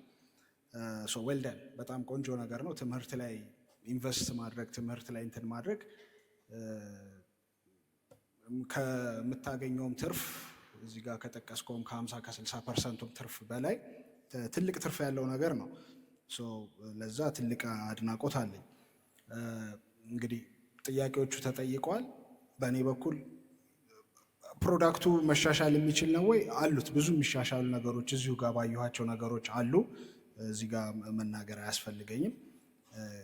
ግን ካሉት እንትኖች አኳያ ያንተን ነገር አዲስ የሚያደርገው ነገር ምንድን ነው? ምክንያቱም እንደዚህ አይነት ነገሮች ገበያ ላይ አሉ። በአማርኛም ፊደል፣ በእንግሊዝኛም፣ በሂሳቡም በእንትኑ ምናልባትም በተሻለ ኳሊቲ አሉ። ያንተ ዩኒክ የሚያደርግህ ነገር እሷን ብቻ ነች የኔ ጥያቄ። አመሰግናለሁ። በጣም አመሰግናለሁ። ከመጀመሪያ ጥያቄ አባውት ኮምፒውተሮቼ ማለት ነው አገር ውስጥ አሉ። አብዛኞቹ ምንድነው የተለመደ ነገር ነው፣ ዋይት ቦርድ ነው የሚያመርቱት። እንደዚሁም ደግሞ የሚደረደር አላቸው። ሙሉ አይደለም የአማርኛ ፊደላትን የሚጠቀሙት። ከብዛታቸው ብዙ ስለሆነ የአማርኛ ፊደል ያንን አያካትቱትም። ለሳምፕል አክል የትምህርት ቁሳቁስ ነው ብሎ በቤት የሚሰራበት አይነት ፐዝል ነገር ነው የሚሰሩት እና እኛ ከነሱ የተሻለ አዳዲስ ዲዛይን ስቱደንት ምንድነው ልጆችን ሴንተር ያደረገ ዲዛይንን ያካተትን ነው የምንሰራ። ይሄ ብቻ አይደለም፣ ኢትዮ ኪድስ ኤዱኬሽናል ማቴሪያል ስንል ብዙ ናቸው፣ ፓኬጅድ ናቸው። ስለዚህ ከነሱ ጋር ከአንደኛ ከኮስት አንጻርም ቢያመርቱም አሉ 3000 ምናምን የሚሸጡ ናቸው። እነሱም ያው 3500 በቅርቡ ላውንች ያደረጉት እየተከታተልኩ አለና እኛ ግን ከ750 እስከ 1000 ብር ነው ኮስት ያደረግነው። ኢንፍሌሽኑ በጨመረ ቁጥር የምንገዛቸው እነዚህ ስቲከር የሚታተምበት ዋጋም ስለፍላክቹዌት ስለሚያደርግ ማለት ነው። ከዚህ አንጻር ፓኬጅድ የሆነ ዋይት ቦርድ አለው። ቅድም ከራይቲንግ አንጻር እየጻፉ የሚለው ነገር ዋይት ቦርዱ ከፈለጉ ጉልበታቸው ላይ ከፈለጉ ደግሞ ቴብል ላይ ያስቀምጦ የሚጻፍ ነገር ነው። ዋይት ቦርዱ ላይ ይጻፋል፣ ይጠፋል። ስለዚህ እየጻፉም እዛ ጋር የሚያዩትን ፊደል መጻፍ ይችላሉ። መደመር መቀነስ እንዲችሉ ተደርጎ ተሰርተዋል። የተቆራረጡ ምስሎች አሉ፣ ይገጣጥማሉ። ይሄ ብቻ አይደለም፣ ባይዘው ማስ ፕሮዳክሽን ሲሆን እንደዚህ ፓኬጅ የሆነ ነገር ስለሚሆን የጻፉም የሚጠፋ ነገር ነው። ከዲጂታል አንጻር ደግሞ ምንድነው የምናደርገው? አሁን አብዛኛው ተደራሽነት የሌለው ገጠሩ ማህበረሰብ ጋር ነው አሁን እኛ ፎከስ ያደረግነው። አሁን ያለውን እንኳን እያገኙ ስላልሆኑ እነሱ ጋር ለመድረስ ነው ዋናው ነገር። አብዛኛው 75% የፖፑሌሽናችን ገጠራማ አካባቢ ስላለ ለገጠራማ ነው ለመድረስ። ወደ ከተሜ ስንመጣ ደግሞ ዲጂታል የሆነ ነገር ስክሪን ሆነ ግን ለህፃናት በሚሆን መልኩ የሚሰራ ዲጂታላይዝ የሆነ ሲነኩት ኤ ከሆነ ኤ ሃሁ የሚለውን ነገር ኪቦርድ ሆነ ያንን ኢንተግሬት እያደረግነው አለ ነው። አሁን ይሄንን አፕዴት ለማድረግ እኔ ከዛ ስኪል ጋፕ ስላለ ከሚሰሩ ልጆች ጋር ለመስራት እየተናበኩ ዲጂታላይዝ ለማድረግ ማለት ነው ካለው ገባ ጋር ለመሄድ ኤአይ አሁን ልጆቹ ሲመጡ ሲጠጉ ሲነኩት ከዛ ሴንስ የሚያደርገውን ነገር እየተሰራ ስለሆነ ማለት አፕግሬድ ለማድረግ ከኮስትና ከራይቲንግ አንጻር ዩኒክ የሚያደርገን ነገር ምንድነው? ቅድም ብያለሁ። እዛች ጋር አይታችሁ ከሆነ አላለቀም እንጂ ቦርዱ ሃፖ ቦርድ የምንለው ተገጣጣሚ ነው። አንድ ላይ ሲገጣጠም ተርታው 4 ፊደል ወደ ታች ጎን ደግሞ 7ቱን አንድ ላይ ነው የሚይዘው። በጀርባ በኩል የሚገለባበት ነው። አንደኛው ነገር ይዘው እየገጣጠሙት ግማሹ ነው የተሰራቸው አለ ሳምፕል በ3D ሞዴሊንግ የምሰራ እቺኛውን አይታችሁ ከሆነ ተወሰነ ነገር ይቀረናልና እቺኛው ማለት ነው። አሁን እቺ የምትሰካካ 4 ፓርት ነው። ይሄ አንዷ ሲንግል ብቻ ነው ይዤ የመጣሁትና 4ቱንም አንድ ላይ ይሰራል።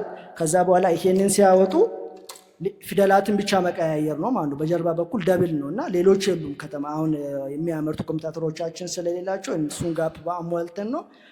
ብዙ ነው፣ ፊደላትም አለ፣ ምስሎችም ይኖሩናል። ከሞላ ጎደል ሌሎችን እንደ ሪኮሜንዴሽን ወስዳለሁ። ሀሳብ ይህን ይመስላል። አመሰግናለሁ።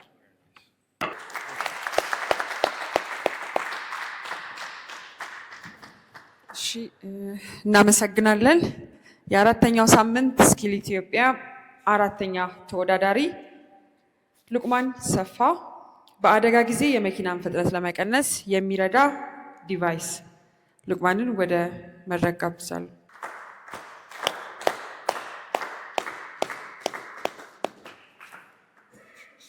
እሺ፣ እድሉ ስለተሰጠኝ አመሰግናለሁ። እኔ የሰራው ዲቫይስ ኢነርስሌተር ይባላል። ታንግስተን ማለት እሱን ዲቫይስ ለወደፊቱ የሚያመርተው ድርጅት ስም ነው እና አሁን ስንቀጥል ምንድን ነው ታንግስተን ሶልቭ የሚያደርገው ድርጅት ፕሮብሌሙ ምንድን ነው የሚለው የመጀመሪያው ኢንፌክቲቭ ኢመርጀንሲ ብሬኪንግ ነው። ያ ማለት አንድ መኪና በከባድ ፍጥነት እያለ ድንገት የሆነ ቁስ ወይም ሰው ወይ እንስሳ ቢገባበት በአጭር ቀን መቆም አይችልም። ያ ደግሞ ብዙ ከፊዚክስ ጋር የተያያዘም ችግር አለው። አሁንም ካለው ዲዛይን ጋር የተያያዘ ችግር አለው። አንደኛው ቴክኒካል ነው።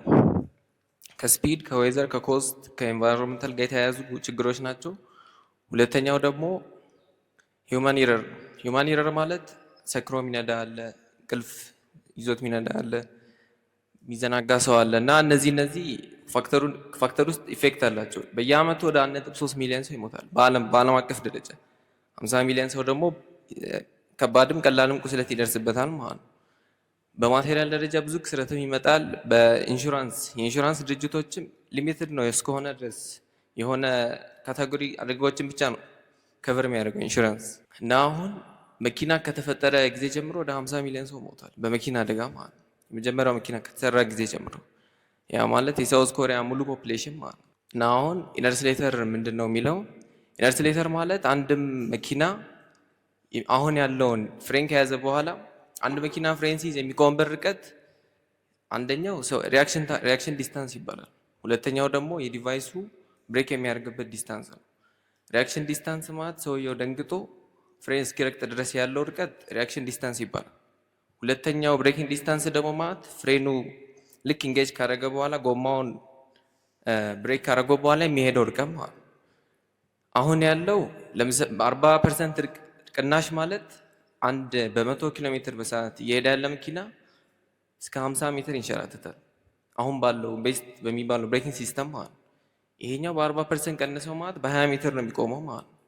20 ሜትር ላይ 66 ሰው ፊት ማድረግ ይችላል ተሰልፈው ማለት ነው። በጣም ብዙ ርቀት ነው። ቴክኒካል በስፒድ በአሁን ከፍተኛ ስፒዶች ላይ ነው ይሄን ዲቫይስ መጠቀም አሪፍ የሚሆነው። ሁለተኛው ደግሞ ዌዘር አሁን ያሉት የብሬኪንግ ሲስተሞች በፍሪክሽን ነው የሚሰሩት። ዲስክ ብሬክ ማለት ነው። ካሊፐር አለ፣ ዲስክ አለ። እነሱ ኢንጌጅ ሲያደርጉ ትራክሽን ካገኘ ይቆማል ማለት ነው።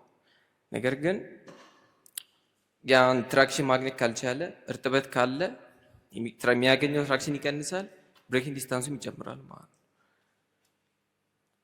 ቀጣይ አሁን ኢነርስሌተር እስካሁን አልተሰራም ከዚህ በፊት ማለት ነው። የሚጠቀመው ፕሪንሲፕል አዲስ ነው። አሁን ያለው የብሬኪንግ ሲስተም በፍሪክሽን ነው የሚሰራው። ኢነርስሌተር ግን ፍሉድን ነው የሚጠቀመው፣ ሃይድሮሊክ ፕሬሸርም ማለት ነው። ያ ምንድን ነው ፍሉድን ሰርኩሌት ለማድረግ ሲሞክር ፍሉድን ሰርኩሌት የሚያደርግበት ኤነርጂ የሚያመጣው ከራሱ ተሸክሞ ከመጣው ኬኔቲክ ኤነርጂ ማለት ነው። ያን ተጠቅሞ ነው የመኪናውን ኬኔቲክ ኤነርጂ አብዞርብ የሚያደርገው። ሁለተኛው ኦፕቲማይዜሽን ማለት አሁን ያለው አንድ ዲስክ ብሬክ እስከነ ካሊፐሩ እስከነ ሙሉ ሲስተሙ 11 ኪሎ፣ ይሄኛው ኢነርስሌተር ደግሞ 5 ኪሎ ነው። ወደፊቱም የማኑፋክቸሪንግ ዘዴው የተቀየረ ሲመጣ እስከ 3 ኪሎ ሊያንስ ይችላል ማለት ነው። እና አሁን ያለው ብሬኪንግ ሲስተም ፍሬን ሸራው ይቀየራል። ይሄኛው ግን የሚቀየር ኮምፖነንት ትንሽ ነው ያለው። የሚጠቀመው ፕሪንሲፕል አዲስ ስለሆነ በአዲስ መንገድ ነው የሚሰራው ማለት ነው። ኮስት ሴቪንግ የሚሰጠው ቫሊዩ እና የሚከፈለው ዋጋ ከሱ አንጻር በጣም ርካሽ ነው ማለት ይቻላል። የሰው ህይወት ለማትረፍ ስለሆነ የተሰራው ከዛ አንጻር ማለት ነው። እና አሁን ኢነርስሌተር ይሄን ይመስላል። አሁን ያለበት ደረጃ በዲዛይን ሰርቶ አብዛኛው ኮምፖነንት የሚሰራው በሲኤንሲ ነው። በሲኤንሲ ለመስራት ደግሞ ብዙ አቅም ይፈልጋል እና አሁን በዛ ምክንያት ብዙ ለ2 ዓመት ያህል ኢተሬት የተደረገ እያረኩ ነበር እና አሁን ያለበት ዲዛይን 2 ፕሌቶች ተሰርተዋል፣ ሙሉ አሴምብሊ ተሰርተዋል። ግን አሁን አክቹዋል በድሮፕ ቴስት ቼክ ለማድረግ ነው እየሞከርክ ያለው። ግን እስካሁን ያለው ዳታ ሲሙሌሽን ማለት መኪና ሲሰራ አንድ ኮምፖነንት ሲሰራ እንደዚህ አይነት ስትራክቸሮች ሲሰሩ ፌል ያደርጋል አያደርግም የሚለውን ሲሙሌት ማድረግ ይቻላል። በሱ እንደሚሰራ አረጋግጫለሁ። ግን አክቹዋሊ ግን መሬት ላይ ቴስት ለማድረግ ትንሽ ይቀረናል ማለት ነው እና አሁን በ95% ደግሞ የሚቀንሰው መቼ ነው? በሬሲንግ ኢንቫይሮንመንት። ሬሲንግ ኢንቫይሮንመንት ማለት የሽቅድድም መኪኖች ብዙ ጊዜ ካያችሁ ዳውን ፎርስ አላቸው፣ ከኋላ ዊንግ አላቸው። አንድ መኪና ያለው ከመሬት ያለው ሰበቃ በጨመረ ቁጥር የፍሬኑ አቅም ይጨምራል። ይሄኛውም ደግሞ ያ ዳውን ፎርስ የምንለው ኮምፖነንት ከተሟላለት እስከ 95% ሊቀንስ ይችላል ማለት ነው። ይሄ ደግሞ አቬይላብል ማርኬት ሳይዝ እነዚህ ብዙም አሁን ኮንሰርን አያደርጉንም። ግን አሁን ዋናው ቢዝነስ ሞዴሉ ምንድን ነው? ኦኤም ማኑፋክቸር የምንላቸው አሉ። ኢትዮጵያ ውስጥ ይህን ለሰዎች አሁን ላሉ መኪኖች ላይ መግጠም ከቢዝነስ አንጻር አዋጭም አይደለም ፊዚብልም አይደለም። ምክንያቱም 10 ሚሊዮን መኪና አለ ብንል 10 ሚሊዮን ባለመኪናዎች ይህን አፎርድ ማድረግ ይችላሉ ማለት አይደለም። እንደገና መኪና ላይ አንድ ኮምፖነንት መቀየር ማለት በጣም ብዙ የሴፍቲ ኮንሰርኖችም ስላሉት ያንዳንዱ መኪናም ተመሳሳይ ኮንዲሽን ላይ አይደለም። ለዛ ኦኤም ማለት መኪናውን ሲያመርቱ እዛው ቢልቲን ሆኖ ይመረታል ማለት ነው። ሁለተኛው ደግሞ አፍተር ለኦኤም ከተሰጠ በኋላ አፍተር ማርኬት ሴልስ ይባላል። እነ ሜንቴናንስ እነ ስፔር ፓርቶች በእነሱ ማለት ነው። እዛ አሁን የቀረው ደግሞ ኮምፒቲሽኑ ምን ይመስላል የሚለውን ነው። ኮምፒቲሽኑ ይሄን ይመስላል። እነ ብሬምቦ እነ ቦስች እነ ዊልውድ እነዚህ ሃይ ኤንድ ነው የሚሰሩት። ሴራሚክ ብሬክ ዲስክ ይባላል። አንድ ሴራሚክ ብሬክ ዲስክ ለማምረት 10 ወር ይፈጃል፣ ፕረስ ተደርጎ ማለት ነው ካርቦን ፓውደር። እንደዛም ሆኖ በጣም በብዙ ፐርሰንት ነው ይበልጣቸው እና እዚህ ጋር ካቴጎራይዝ አድርጌ አስቀምጨዋለሁ። ይሄን ይመስላል። እሺ ቆንጆ የፊዚክስ ክላስ ነበረ። እንግዲህ አላቅም የያዝከው ነገር ገና አይዲያ ላይም ባይሆን በፕሮቶታይፕ ተሰርቶ ቴስትድ ሆኖ የሚጠበቅበትን የሬጉላቶሪ እና የሴፍቲ ሪኳየርመንቶችንም ገና የሚል ነገር አይደለም። ስለዚህ ምን አይነት ጥያቄዎች መጠየቅ እንዳለብኝ አላቅም። ትንሽ ጊዜውን የቀደመ ለኮምፒቲሽኑ በጣም እርሊ የሆነ እንትን ነገር ይመስለኛል በራሴ ሳየው ማለት ነው። እንደዛም ሆኖ ግን እዚህ መተህ ፕሬዘንት ማድረግ ከኮምፒቲሽኑም በላይ ሌሎች አድቫንቴጆች ስላሉት እንኳን መጣህ ነው የምለው። መተህ ሀሳብህን እንትን ማድረግ መሀል ላይ ጆይን የሚያደርጉ ሰዎች በሀሳብም በምንም ሊኖሩ ይችላሉ። አንድ ፍራቻዬ ግን 5 ኪሎ ግራም የሆነ ዲስክ ላይ ስፒድን በዚች ፍጥነት ስታቆም፣ ምክንያቱም ቅድም ያልካቸው 11 ኪሎ ላይ ራሱ ብዙ ኢፌክቶች አሉት። አሁን 5 ኪሎ ላይ ያንን ስፒድ በ40% አይደል የምትቀንሰው። እነሱ ነገሮች እንግዲህ ቴስትድ ሲሆን የምናያቸው ነገሮች ይሆናሉ፣ የሚመለሱ ይሆናሉ። ሁለተኛ ግን ከሴፍቲ አኳያ እዛ ውስጥ ፓሴንጀሮች ይኖራሉ። በአንድ ጊዜ ንቅ ሲደረግ የሂውማን ኮምፖናንቶች ራሱ የሰው ልጅ ራሱ እንዴት ሪያክት ያደርጋል የሚለው ራሱ እሱም መታየት አለበት። ጥያቄዎቼን ሪዘርቭ አደርጋለሁ፣ ምክንያቱም በቴስቲንግ የሚመለሱ ብዙ ነገሮች ያሉት ነገር ስለሆነ። ነገር ግን አይ ቲንክ እንድትቀጥል ነው መመክር። ግልጽ ነው። ዋቴቨር ሃፕንስ ኢን ሂር ጎበዝ።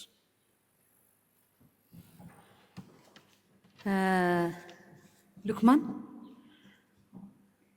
ብዙ ነገር ውስጥ አለ እና በቃ እንጃ እንዴት በጣም አፕሪሼት አደርጋለሁ አገላለጽህ። ለሰው ልጆች አስበ ይህንን ነገር ሁሉ አጥንተ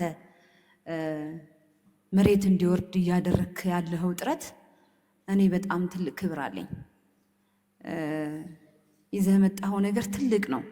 ግን እንዴት ነው ኢምፕሊመንት ሆኖ ማየት የምንችለው? ዶክተር ያለውን ጥያቄ ሼር አደርጋለሁ። ቴስት ተደርጎ ብናየው መቆም የለብህም በፍጹም ማለት ነው። እና ትልቅ ሀሳብ ነው። ቢዝነስ ሞዴሉንም ትንሽ ልትነግረን ሞከርክ፣ ግን እንዴት ነው ቢዝነስ ሞዴሉ ጋር ለመድረስ ትንሽ ቴስት ተደርጎ ማህበረሰቡ ወይም ደግሞ ሊገዙ የሚችሉት ሰዎች አክሴፕት ማድረጋቸው ይቺ ማርኬት ትራክሽኗ ትንሽ ተሞክራ ፊዚብል መሆኑ መታየት መቻል አለበት አይመስልም? አዎ። እና እሱ ድረስ ግን እኔ በፍጹም መቆም የለብህም ባይኔ። እስከ መጨረሻው ግፋበት። ቆንጆ ሀሳብ ነው ይዘህ የመጣው ሉክማን ሰፋ። በጣም አሪፍ ነገር ነው ይዘህልን የመጣኸው። በቃ ውስጥህ ትልቅ አቅም እንዳለ የሚያሳይ ነው። ገብቶሃል። ወደፊት በጣም ትልቅ አቅም እንዳለ ያየሁበት አጋጣሚ ነው። እንደው ይሄ ነገሮች ስራ ላይ ውለው ለማየት እንጓጓለን። ምናልባት አንድ ሁለት ጥያቄ ብጠይቅህ፣ ለምሳሌ ያሰብከው ለከባድ መኪና ብቻ ነው ለቤት መኪና ነው የሚለውን ነገሮች ሴክተር መርጠህላቸዋለሁ የሚለው ነገር እና እንደሚታወቀው አሁን ዓለም ከአውቶሞቢል ወደ አውቶኖመስ ነገሮች እየሄደ ነው እና የኤሌክትሪክ መኪናዎች ምናምኖች እነዚህ ነገሮች በራሳቸው የሚያቆሙ ሰልፍ ድራይቭ ጭምር የሚሄዱ ስላሉ ከእሱ ጋር ይሄ ያንተ ሀሳብ እንደው አይተሃቸዋል ወይ? ምንድን ነው ልዩነታቸው፣ ምንድን ነው አንድነታቸው የሚለውን ነገር ብቻ ሃይላይት ስጠን። እሺ ከዚህ ልጀምርና መልስ ለመመለስ የተሰራበት መንገድ ዩኒቦዲ ዲዛይን ይባላል። ዩኒቦዲ ዲዛይን ማለት አሁን የኛው ሪሞት ውስጡ ብዙ ትንንሽ ኮምፖነንቶች አሉ። ይሄንን እናሳንስ ካልን ውስጥ ያሉትንም ማሳነስ አለብን። ግን አንድ ወጥ የሆነ ሙሉ አንድ ሶሊድ ቦዲ ቢሆን ብናሳንሰው ዩኒፎርምሊ ስኬል ዳውን መደረግ ይችላል። ኢነርሲሌተርም ዩኒቦዲ ስለሆነ ከሲኖትራክ ጀምሮ እስከ ትንሽ እስከነ ሳይክል ድረስ መስራት ይችላል። ጀስት የዲዛይን ጉዳይ ነው የሚፈለግበት ማርኬት ማለት ነው። ግን አንድ ማርኬት ስንገባ ፒቨቲንግ የሚባል ስትራቴጂ አለ። ኢትዮጵያ ውስጥ እንዳለ ስታርታፕ ሁሉንም በአንድ ታርጌት ማድረግ አይቻልም። አሁን ያለው እርጀንት የሆነው ማርኬት ደግሞ አውቶሞቢል። እነ ሲኖትራክ ከባባድ መኪኖች ሪታርደር የሚባል ዲቫይስ አላቸው ኦልሬዲ በዚህ ተመሳሳይ ፕሪንሲፕል የሚሰራ ማለት ነው። ግን ወደ 40 ምናምን ኪሎ እና ቁልቁለት ላይ የሚጠቀሙት ለከባድ ፍጥነትም አይሆንም። ይሄኛው አሁን እሱን ይቀይራል። ግን ለጊዜው ዋና አውቶሞቢል ፎከስ ካደረግን በኋላ ዳይቨርሲፋይ ማድረግ ይቻላል ማለት ነው። ሁለተኛው ደግሞ ለአንቺ ጥያቄ ሲመልስ ከፊዚቢሊቲ አንጻር ትክክል ነው። በጣም ብዙ ስራ ይፈልጋል። ተመሳሳይ ጥያቄ ነው መሰለኝ ሁለታችሁም። እና የትኛው ማርኬት የመኪና ማርኬት ሆሞሎጌሽን የሚባል ፕሮሰስ አለ። ሆሞሎጌሽን ማለት አሁን ቶዮታ፣ ቢኤምደብሊው፣ ታታ የተለያዩ መኪና አምራቾች ሰርቲፋይ የሆነ ኮምፖነንት ነው የሚገዙት። እነዛ ሰርቲፋይ የሚያደርጉት ድርጅቶች ደግሞ ብቻቸውን ኢንዲፔንደንት ናቸው። ወይ ዩሮፕ ውስጥ ወይ ጀርመን ውስጥ ነው ያሉት። እና በጣም ብዙ ኮምፖነንት በአንዴ ሰተናቸው በተለያዩ ኮንዲሽኖች ቴስት አድርገው ምን ካደረጉ በኋላ ሰርቲፊኬት ተሰጥቶን ወደ ኢንተርናሽናል ማርኬቱ መግባት የምንችለው ማለት። እና አሁን እስካሁን ድረስ አሁን ያለበት ደረጃ በዚህ ላይ ፎቶ ማቅረብ ስላልቻለ ዲቫይሱ በአካል ተሰርቷል እስካሁን ያለው ማለት። ይሄኛው አሁን ሁለቱ ፕሌቶች አሁን በሲኤንሲ እስኪሰሩ ድረስ ጠቅላላ ፕሮሰስ እስካሁን ወደ 700 ምናምን ሺህ ብር ፈጅቶብኛል ጠቅላላ ማለት እስካሁን 700 ሺህ ብር እስካሁን። አሁን ይሄኛው ደግሞ ድሮፕ ቴስት ያልኳችሁ ማለት ድሮፕ ቴስት ማለት ዲቫይሱ ልክ አሁን ክብደት የመኪና ኮንዲሽኑን ሲሙሌት ለማድረግ መኪናውን በክብደት እንወክለዋለን ማለት ነው። ከዛ ልክ ክብደቱን ስንጥለው ክብደቱ በጣም ስሎዳውን የሚያደርግበት ሬት በጣም ግራጁዋል። ያ ደግሞ መኪና ላይ የሚኖረውን ኢፌክት ጀስት ለሰዎች በትንሽ ስኬል ለማሳየት ነው እንጂ ይሄን ወደ ትክክለኛ ፕሮዳክሽን ለማስገባት በጣም ብዙ ፕሮሰስ ይፈልጋል፣ በጣም ከምናስበው በላይ። እና ጀስት እስቲ አሁን ባለው ዝም ብሎ ከመቀመጥ በሚል ነው እንጂ በጣም ትልቅ አቅም ይፈልጋል። ይሄን ይመስላል።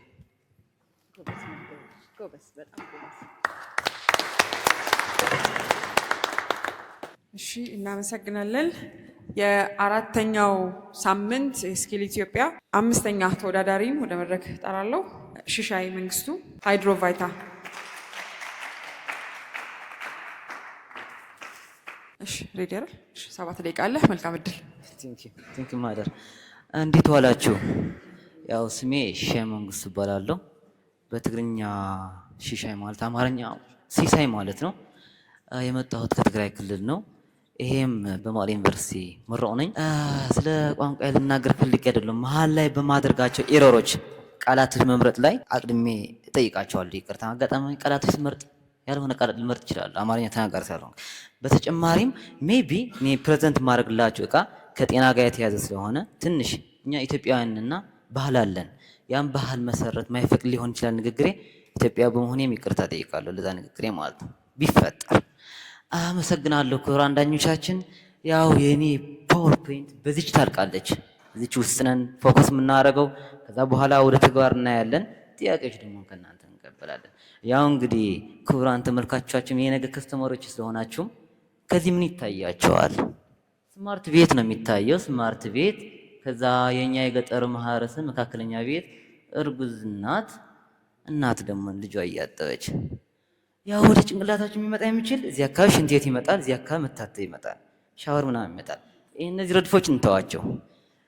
ከነዚህ ብንቀጥል መብላት የተፈጥሮ ህግ ነው። መጸዳጃትም ልክ እንደዚያ ይሆናል፣ ሪቨርስ ይሆናል ማለት ነው። የኔ ስራ ከሳኒቴሽን ጋር የተያያዘ ነው። እንደሚታወቀው ብዙ በዚህ በከተማ ገባ ስትሉ አንዳንድ መጸዳጃ ቤቶች ከጽዳታቸው የተጠበቀ የተነሳ መኝታም ይመስላሉ። ኳሊቲ አላቸው አይደል? አንዳንዶቹ ደግሞ ወደኛ ወጣ ስትል ደግሞ ወደ ተማሪ ዩኒቨርሲቲ ግቢ ምናምን ደግሞ እንደዚህ አይነት ስንጠቀም ቆሻሻ ትንሽ አሉበት እና እንደሚታወቀው ብዙ ይሄን ቢዴት ነው ፖርታብል የምነው ቋሚ ቢዴት ነው የሚባለው አይደለም ስሙ። ለዚህም ቢዴት ሊተካ የምትችል በየቦታ ገጠሩም ከተሜውም ሊጠቀምባት የሚችል መስራት ይቻላል ብዬ ነው የተነሳሁት። ይሄን ደግሞ አጋጣሚ አይ ቲንክ ዶክተር በጤናኖች ዶክተርነቱ አይደለም። ኦኬ፣ ስለዚህ ስለ ጤና መናገር ይጠበቅብኛል ማለት ነው። ለሌ የፈለኩ ከተጠቀም በኋላ ሽንት ቤት ተላላፊ በሽታዎች አሉ። እንደምታውቁትም እጃችን ምናምን አይጸዳም እኮ ብዙ በተፈለገው አይጸዳም፣ ይሸታል ምናምን ከጤና አኳያ ስናየው ማለት ነው። እንዲሁም በተጨማሪም ከጤና አልፈንም ልክ ባህልም አለን። በእናቶቻችን ወይዘሮ ይሻለ ምን ጠይቅ የግብር ውሃ አለ እኔ እንጃ በከተማው እኔ እንጃ አይደለም። በእናቶቻችን በገጠሩ ግን አለ። የግብር ውሃ እስኮመን ባህላችን ነው። ሳይታጠቡ ምግብ አይሰጡንም ይታወቃል። ነውር ነውም። እንጀራም ሻግታል ይባላል። ሚስተር ከፈለኝ ሰማላ ይባል። አዎ እንደዛ ስላለ ለዚህ ለእናቶቻችን ግብአት ነው ይዤ መጣሁት ማለት ነው። እንዴት ነው የምትሰራው እንዴት ናት ምናምን የሚለውን ደግሞ አሁን የጓጓች ልትሆን ይችላላችሁ፣ እናያታለን። እቺን ፖርታብል ቢዴት ምነው የሻወር ዕቃ እንደምታዩዋት ለየት የሚያደርጋት ብዙ ነገር አጠቃይ ይዤ መጥቻለሁ። አንደኛው ነገር ምን መሰላችሁ? እናንተም የነገ ከስተመሮች ስለሆናችሁ ቴምፕሬቸር ሬጉሌተር አለው፣ ሂተር አለው። this ሂተር ውሃ ካገባ በኋላ ሂት ታደርገዋለህ። ሂት ስታደርገው ስንት ያክል ቴምፕሬቸር እንደደረሰ ይነግርሃል። ይሄ የውስጡ የውሃው ቴምፕሬቸር ነው። ያየህ ነው። ይሄ የሩም ቴምፕሬቸር ነው። የሩም የቤቱ ማለት ነው። አሁን ስንት አለን? እስኪ 20 አለ ማለት ነው። 20.1 ዲግሪ ሴንቲግሬድ። የቀጠለው ደግሞ ምንድነው? ሰዓት ነው። ሪላቲቭ ሂዩሚዲቲ ነው። እያንዳንዱ ፐርፐዝ አለ። ያ ሰዓት የተፈለገበት ዘሰከንድ እንመጣለን። ስለ ሙስሊሞች ጋር ስለ ሰዓት አጠቃቀም እንመጣለን። ለነሱ ነው የተሰራው። ሪላቲቭ ሂዩሚዲቲ ደግሞ ህፃናቶች በስንተኛ ሪላቲቭ ሂዩሚዲቲ እንዳሉ ምናምን የቤትን ሪላቲቭ ሂዩሚዲቲ ማጥናት ለጤናም ጥቅም እንዳለው። ኦኬ ያው እንግዲህ 3 ደቂቃ ነው የቀረው። ላፍጥ ነው አጠቃቀሙ ላሳያቸውና ያው ከነሱ ጊዜ ልጠቀም።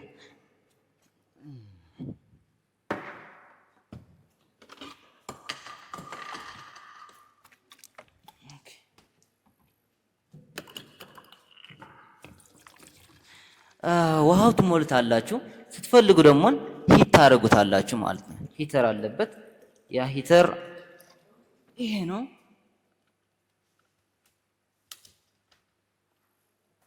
ማሞቅ እንችላለን። ነው በምንፈልግበት ቴምፕሬቸር ይነግረናል፣ እናቆመዋለን። በተጨማሪም ሌላ ፐርፐዝም ሚረር አለች። እቺ መስዋዕት ምን ትመስላችኋለች? ፓርትስ ኦፍ ቦዲ ስንተኞቻችሁ እናውቀዋለን? መራቢያ አካሎቻችን ሙስት ላይ አይታወቁም። አብዛኛው ሰው አያየውም በየቀኑ። ለዚህም ፐርፐዝ ነው ይሄ ዓላማ ማለት ነው። አደን ነው። እኔ በጤና ቀላል አቅም እኔ ይታየኛል፣ የምፈልገው ፓርተኛል ቀላል አይደለም። እኔ ታመህ ህክምና ትሄዳለህ እኮ እንጂ። ከዛ በመቀጠል ስለ ፐርፐዙ ሌላ እችን የሳሙና ማስቀመጫ ነች። ሳሙና ለጀንታይል ፓርቶች አይፈቀድም፣ አይመከርም መሰለኝ። ለሻወር ስለምትሆን ሌላኛ ፐርፐዝ ስላላት ነው። እና አሁን ወደ ጥቅሙ ስንገባ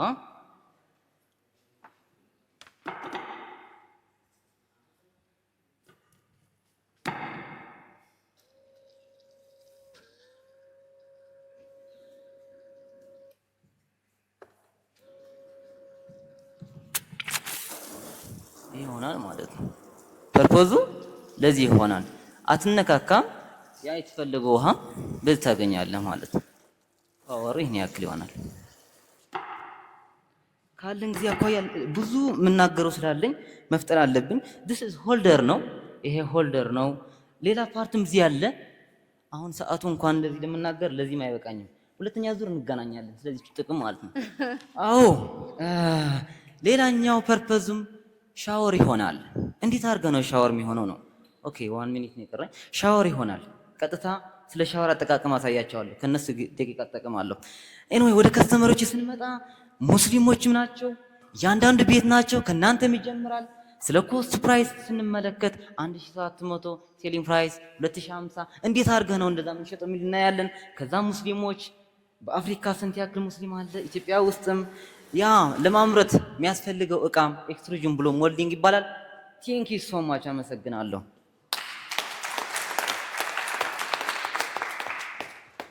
ሺሻይ ጥረትህ ኃይለኛ ነው። በደንብ ነው የጣርከው ማለት ነው።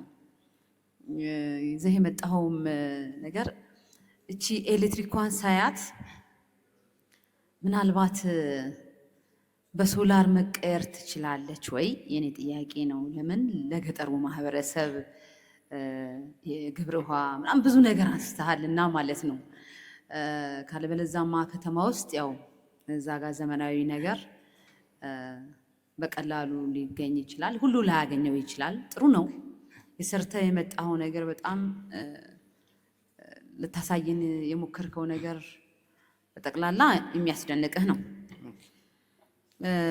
አንደኛ ጥያቄ ይቺ ኤሌክትሪኳ በሶላር ልትቀይራት ትችላለህ ወይ የሚል ነው። ደረጃ ደግሞ ሻወር ሲሆን ይቺ እቃዋ ከፍ ማለት ትችላለች ወይ? ምን ያክል ነው ይሄ ነገር የመሸከም አቅሙ ምን ድረስ ነው የሚል ጥያቄ ነው ያለኝ። ለመሸጥስ ተሞክሯል ወይ? ወደ ፓተንትስ ሄደሃል ወይ? እነዚህ ናቸው የኔ ጥያቄዎች። አመሰግናለሁ። በተረፈ ግን ጥረትን በጣም አደንቃለሁ።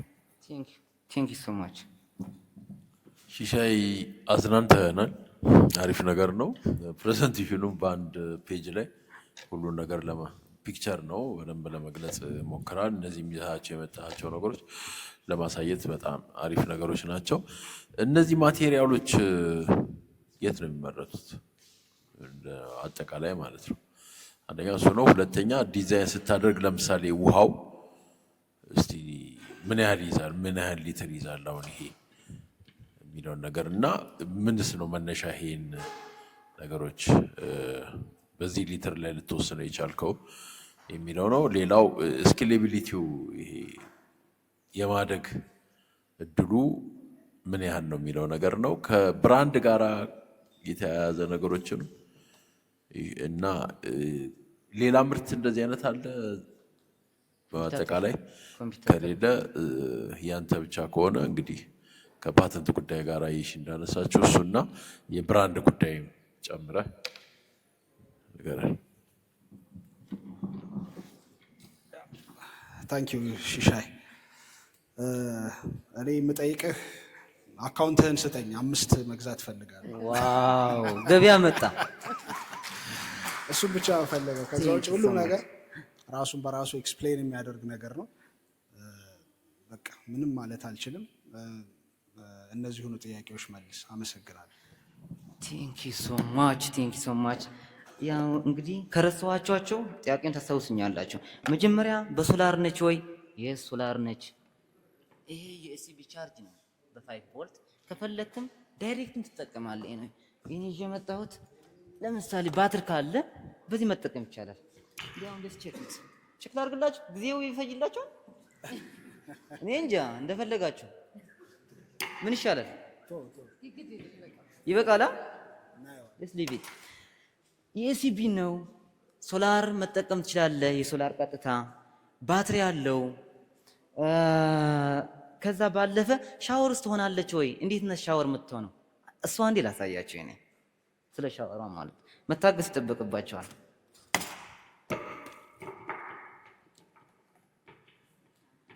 ከጀሪካን ነው ኮኔክት የምታደርገው። ሻወር አሉ፣ የሻወር እቃዎች አሉ።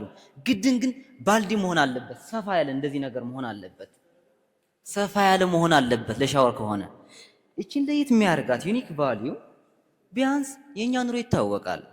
ከገንቦ ሊሆን ይችላል፣ ከእንስራ የምንታጠው ወይም ከሃይላንድ። በተለይ ዩኒቨርሲቲ ደግሞ ጋር ካላችሁ 4-5 ሃይላንድ ደርድረን የምንታጠው። ቢያንስ ከነሱ ልታጠብ ትችላለች። እንዴት አድርገህ ነው? አሁን አንድ ኢረር ላሳያችሁ፣ በጤና የማይመከር እንደዚህ አድርጌ ስቤ ነው ማድረገው። ቀጣይ ሁለተኛ ዙር ስንዘር ግን የዚህ መፍትሄ ይዤላችሁ እመጣለሁ። አለኝም ለሁለተኛ ዙር እንዲሆንም ብዬ ነው። እሺ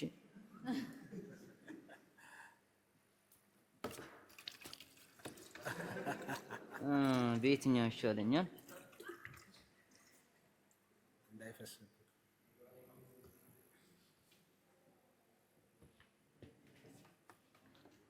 አሁን ይሄ ጊዜ ከምፈጅ የሻወሩ ያ መቀየር ይቻላል። ቴፍሎ ነው ግን ይሄ ልጠቀም።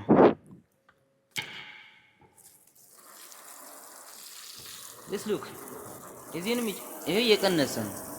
በሌላ ባል እኔ ማሰብኩትም ለህፃኑ እንደዚህ አድርገህ ለማጠብ ወይዘሮ ይሻለም እንዲያም ብትመጪ ደስ ይለኝ ነበር።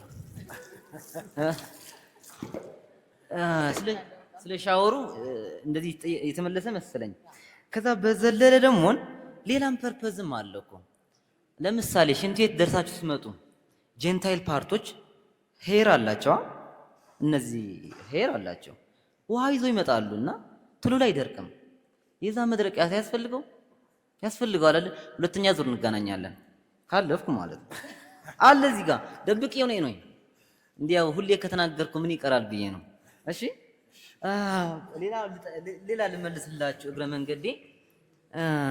ስለ ፓተንት ጉዳይ ፓተንት ጉዞ ላይ ነው ያለው። አባውት ኤሌክትሪካ ተመልሰዋል። ማቴሪያል ዲዛይኑ 1 ሊትር ሳምፕል ነች እንጂ ባለ 3 ያስፈልጋል፣ ባለ 5 ያስፈልጋል። እንዲሁም አንዳንድም አለ ትልቅ ውሃ የሚፈጅ ሰው አለ።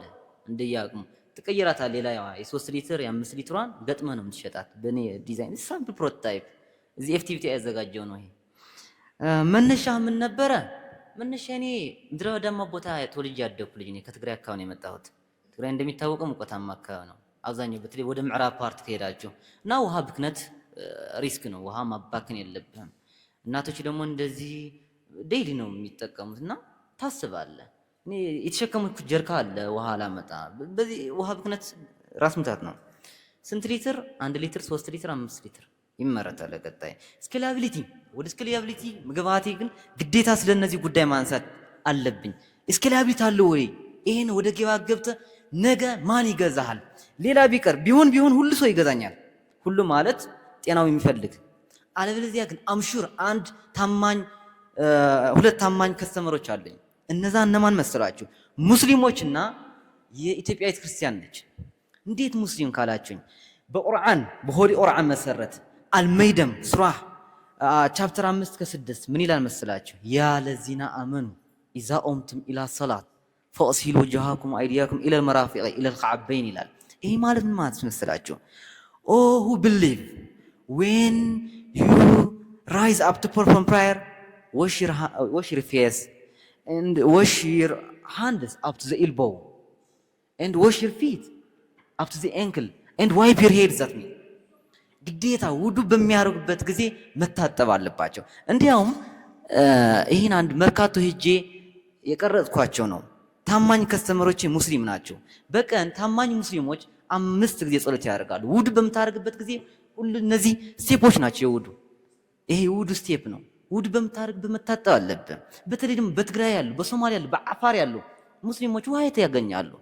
ውሃ ይባክንባቸዋል። ዴይሊ እጅ 5 ስታጠብ ኢስቲንጂ ስታረግ፣ ኢስቲንጂ ማለት አይ ነው ይቅርታ ጠይቃለሁ የሙስሊም ተከታታዮች ስለሚኖር በቲቪ ይሄ ስል እምነታቸውን የሆነ ማይነገረት ከተናገርኩ ይቅርታ ጠይቃለሁ በእናንተ በማንኛው ስም ልላችሁ የፈለኩት ኢስቲንጂ በሚደረግበት ጊዜም ውሃ ያስፈልጋቸዋል። ኢስቲንጂ እንዴት አድርገው ነው የሚያደርጉት የሚለውም ለቀጣይ ያሳያቸዋል። እቺን ከዛ በቀጠልም ለምን ትሆናለች?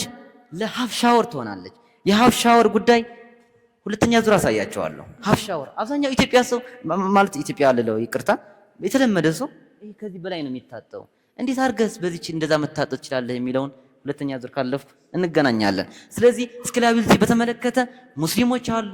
የኢትዮጵያ ቤተ ክርስቲያን ደግሞ እንዴት ነው ያነሳት ካላችሁ ቅዳሴ ከመግባታቸው በፊት አባቶቻችን ሁሌ እጃቸውና እግራቸው ይታጠባሉ። ይታውቃላችሁ ኦርቶዶክስ ከሆናችሁ ግዴታ ነው። እና እያንዳንዱ አይነት ክርስቲያኖች ሜቢ ማይ ከስተመር ሊሆኑ ይችላሉ። ሙስሊሞችም ከስተመሮች ሊሆኑ ይችላሉ። እናቶችም ከስተመር ሊሆኑ ይችላሉ ብዬ ተስፋ አደርጋለሁ። ከዛ በዘለለ ጥያቄዎች ኮምፒውተር አለ ወይ ሰርች እያደረኩ ነበር። እንዲያውም የሆነ ሰው አናደኝ ይሄ ዩቲዩብ ላይ ሊኖር ይችላል ብለኝ ተባታጭ ከምጠላው ነገር ነጮች ሲሰሩ ስራ ኮፒ ማድረግ በጣም ያነደኛል። በእርግጥ እቃዎች እንኳን ከነሱ ብናስመጣቸው እንጠላቸዋለሁ። አይቻለሁ ኤሌክትሪካል ቢዴት የሚባል አይቻለሁ። ያ ኤሌክትሪካል ቢዴት ትንሽ ነች። ያ እንደዚህ ማኑዋል የምትመስል ነች፣ ግን ለሻወር አትሆንም። አምሹር ለሻወር አትሆንም። ሌላ ፋንክሽንም የዚህችን ፋንክሽንም የላትም አይደል ነው። በዚህ የኔ ይበልጣል ብዬ ተስፋ አደርጋለሁ። ከዛስ ዋጋው እንዴት አድርገ ነው ኢትዮጵያ ውስጥ ይመረታል ነው? የስ ፕላስቲክ ፋክቶሪ አሉ። ኢቭን ኤፍቲቪቲአይም አንድ ትልቅ ስራ እየሰራልኝ ነው ከፋክቶሪዎች ጋር እንዲያገናኝ እየሞከረው። አብዛኛው ፕላስቲክ እቃዎች ስለሆኑ እዚህ ይመረታሉ። ኢምፖርት የሚደረጉ ግን አሉ እነ ሰንሰሮቹ እነ ምናምን። ይሄ አይዋሽም፣ ከነሱ ነው የምናስመጣቸው። አዘርዋይስ እዚህ ነው ፕላስቲክ ነው የሚመረቱ፣ በፕላስቲክ እናመርታቸዋለን። ሊንኬጅ አለው። እጅ ለመታጠብ ከፈለግሽ ይሄ ነው ኢልቦ ገጥመህ ነው የሚደረግ። ሁለተኛ ዙር ቴንክ ዩ ሶ ማች ጨርሻለሁ። አመሰግናለሁ።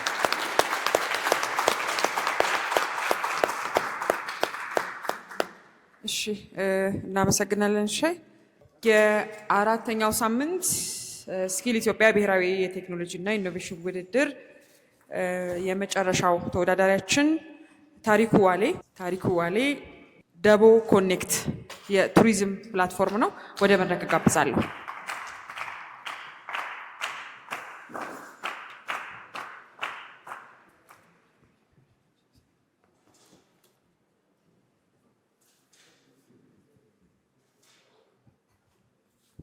ታሪኩ 7 ደቂቃ አለ። መልካም እድል። እሺ አመሰግናለሁ። ስሜ ታሪኩ እባላለሁ። የደቦ ኮኔክት ፋውንደር ነኝ። ደቦ ኮኔክት እንግዲህ የሚሰራው ቱሪዝም ላይ ነው። በሀገራችን በኢትዮጵያ ትራቭል የሚያደርጉ ሰዎች ከአመት ወደ አመት እየጨመሩ ይገኛሉ ማለት ነው።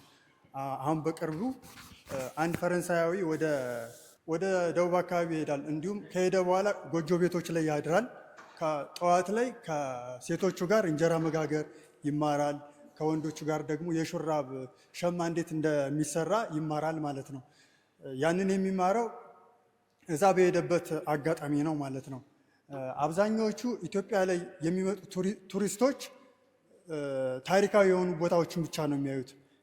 እኛ ግን ሜንሊ ታርጌት አድርገን ይዘነው የመጣ ነው እዛ ቪሌጅ አካባቢ ያሉትን ወይም ደግሞ ቀበሌ አካባቢ ያሉትን ሰዎች አድሬስ የሚያደርግ የኢትዮጵያ ካልቸር ማሳየት የሚችል ፕላትፎርም ነው ማለት ነው ይዘነው የመጣ ነው። እንግዲህ ያለው ችግር አሁን ላይ እንዳልኳችሁ ታሪካዊ ቦታዎች አክሱምን እነ ላሊበላ እና የጎንደር ፋሲለደስ አካባቢ ታሪካዊ ቦታዎችን እንጂ ወደ ታች ወርዶ ወደ ቀበሌ የኢትዮጵያን ትክክለኛ ካልቸር የሚያስጎበኝ ፕላትፎርም የለም፣ ወይም ደግሞ ያንን የዘረጋ እንትን የለም ማለት ነው። ከዛ በተጨማሪ ደግሞ በሚመጡበት ሰዓት ላይ የትራንስፖርቴሽን የአስጎብኚ ችግሮች አሉ ማለት ነው። እነዛን ጋፖች በማየት እኛ ፕላትፎርማችንን ዘርግተናል ማለት ነው። ምንድነው የኛ ሶሉሽን ቀጥታ ኦሊኗን የሆነ እንትን አለ። ያ ማለት ምንድነው ሁሉንም በአንድ ላይ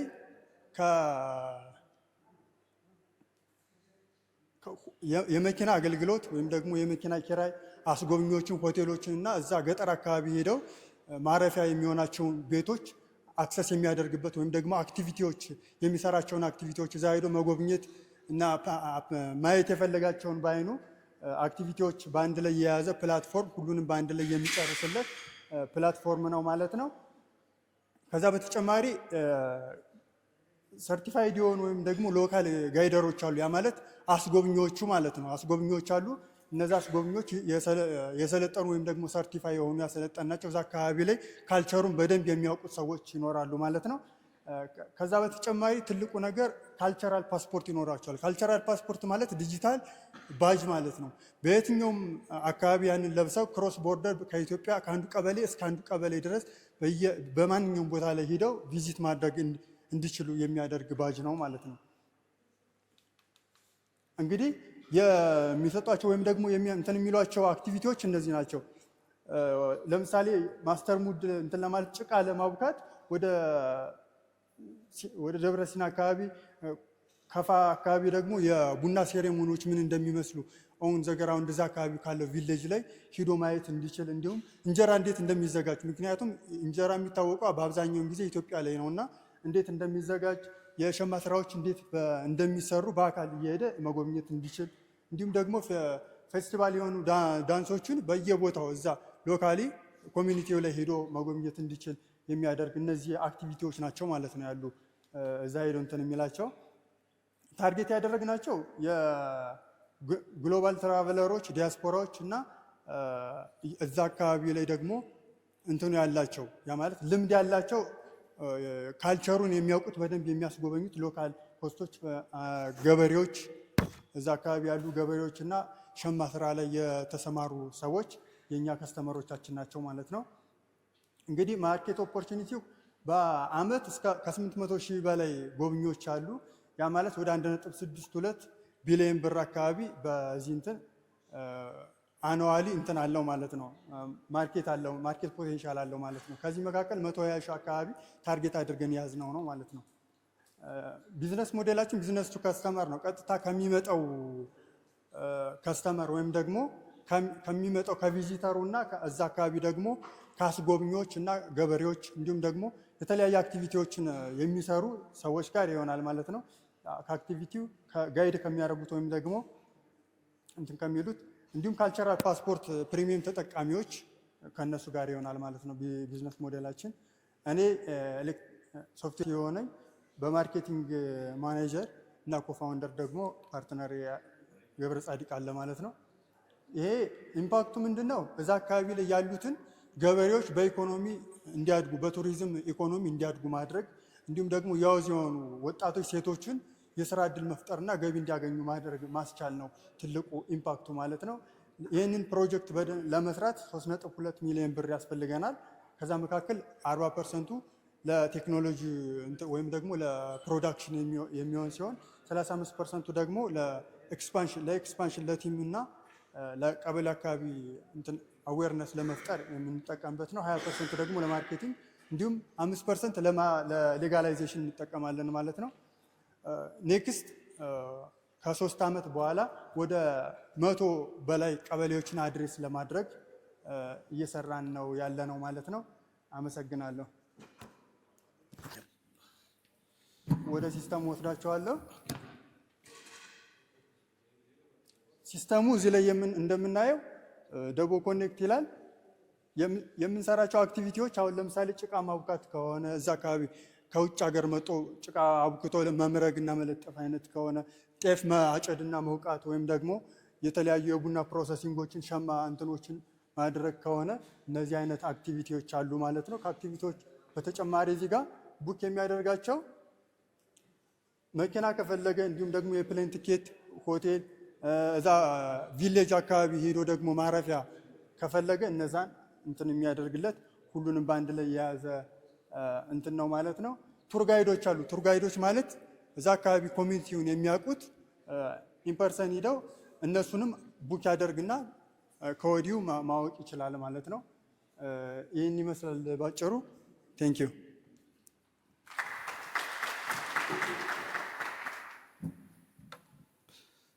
እሺ ታሪኩ ለየት ያለ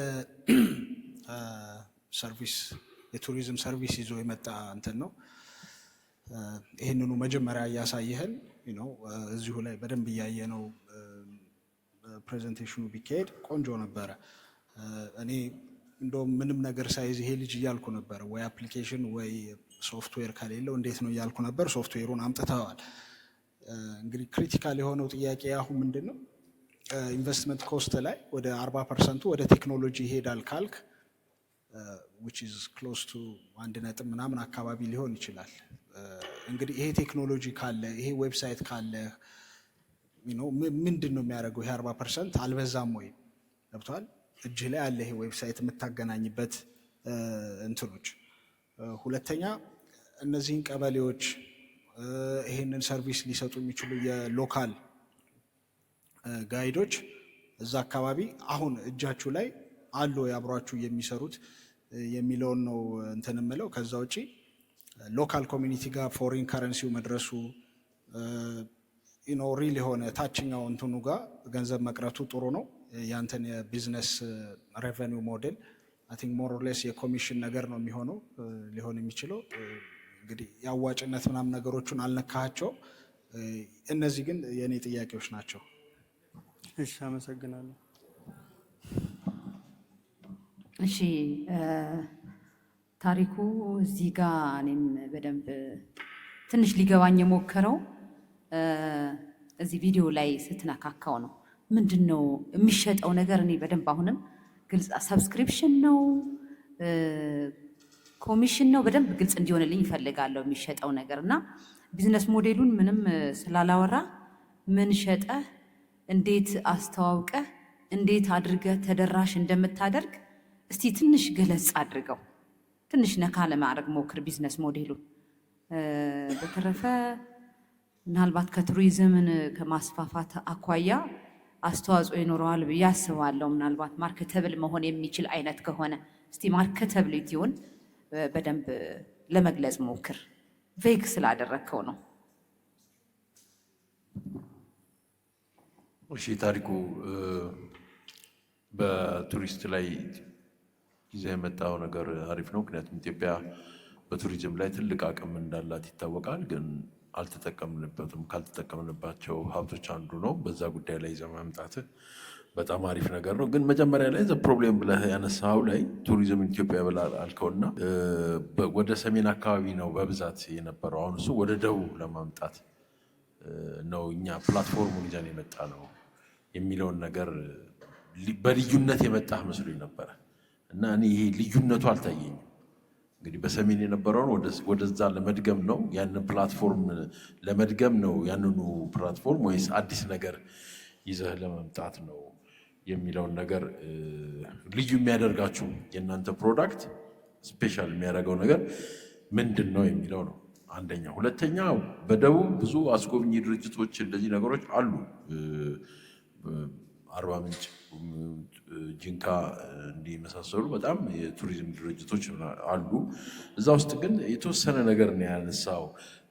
ከስተመር ታርጌትህ ያው የውጭ ዜጎች እንደሆኑ እዛ ላይ 800,000 አካባቢ የሚለውን ከዛ ውስጥ 120,000 የሚለውን ነገር ይይዛለሁ ብለሃል እና እኔ ፕሮዳክታችሁ ማርኬቲንግ ባለሙያ ነኝ ስላልክ ነው።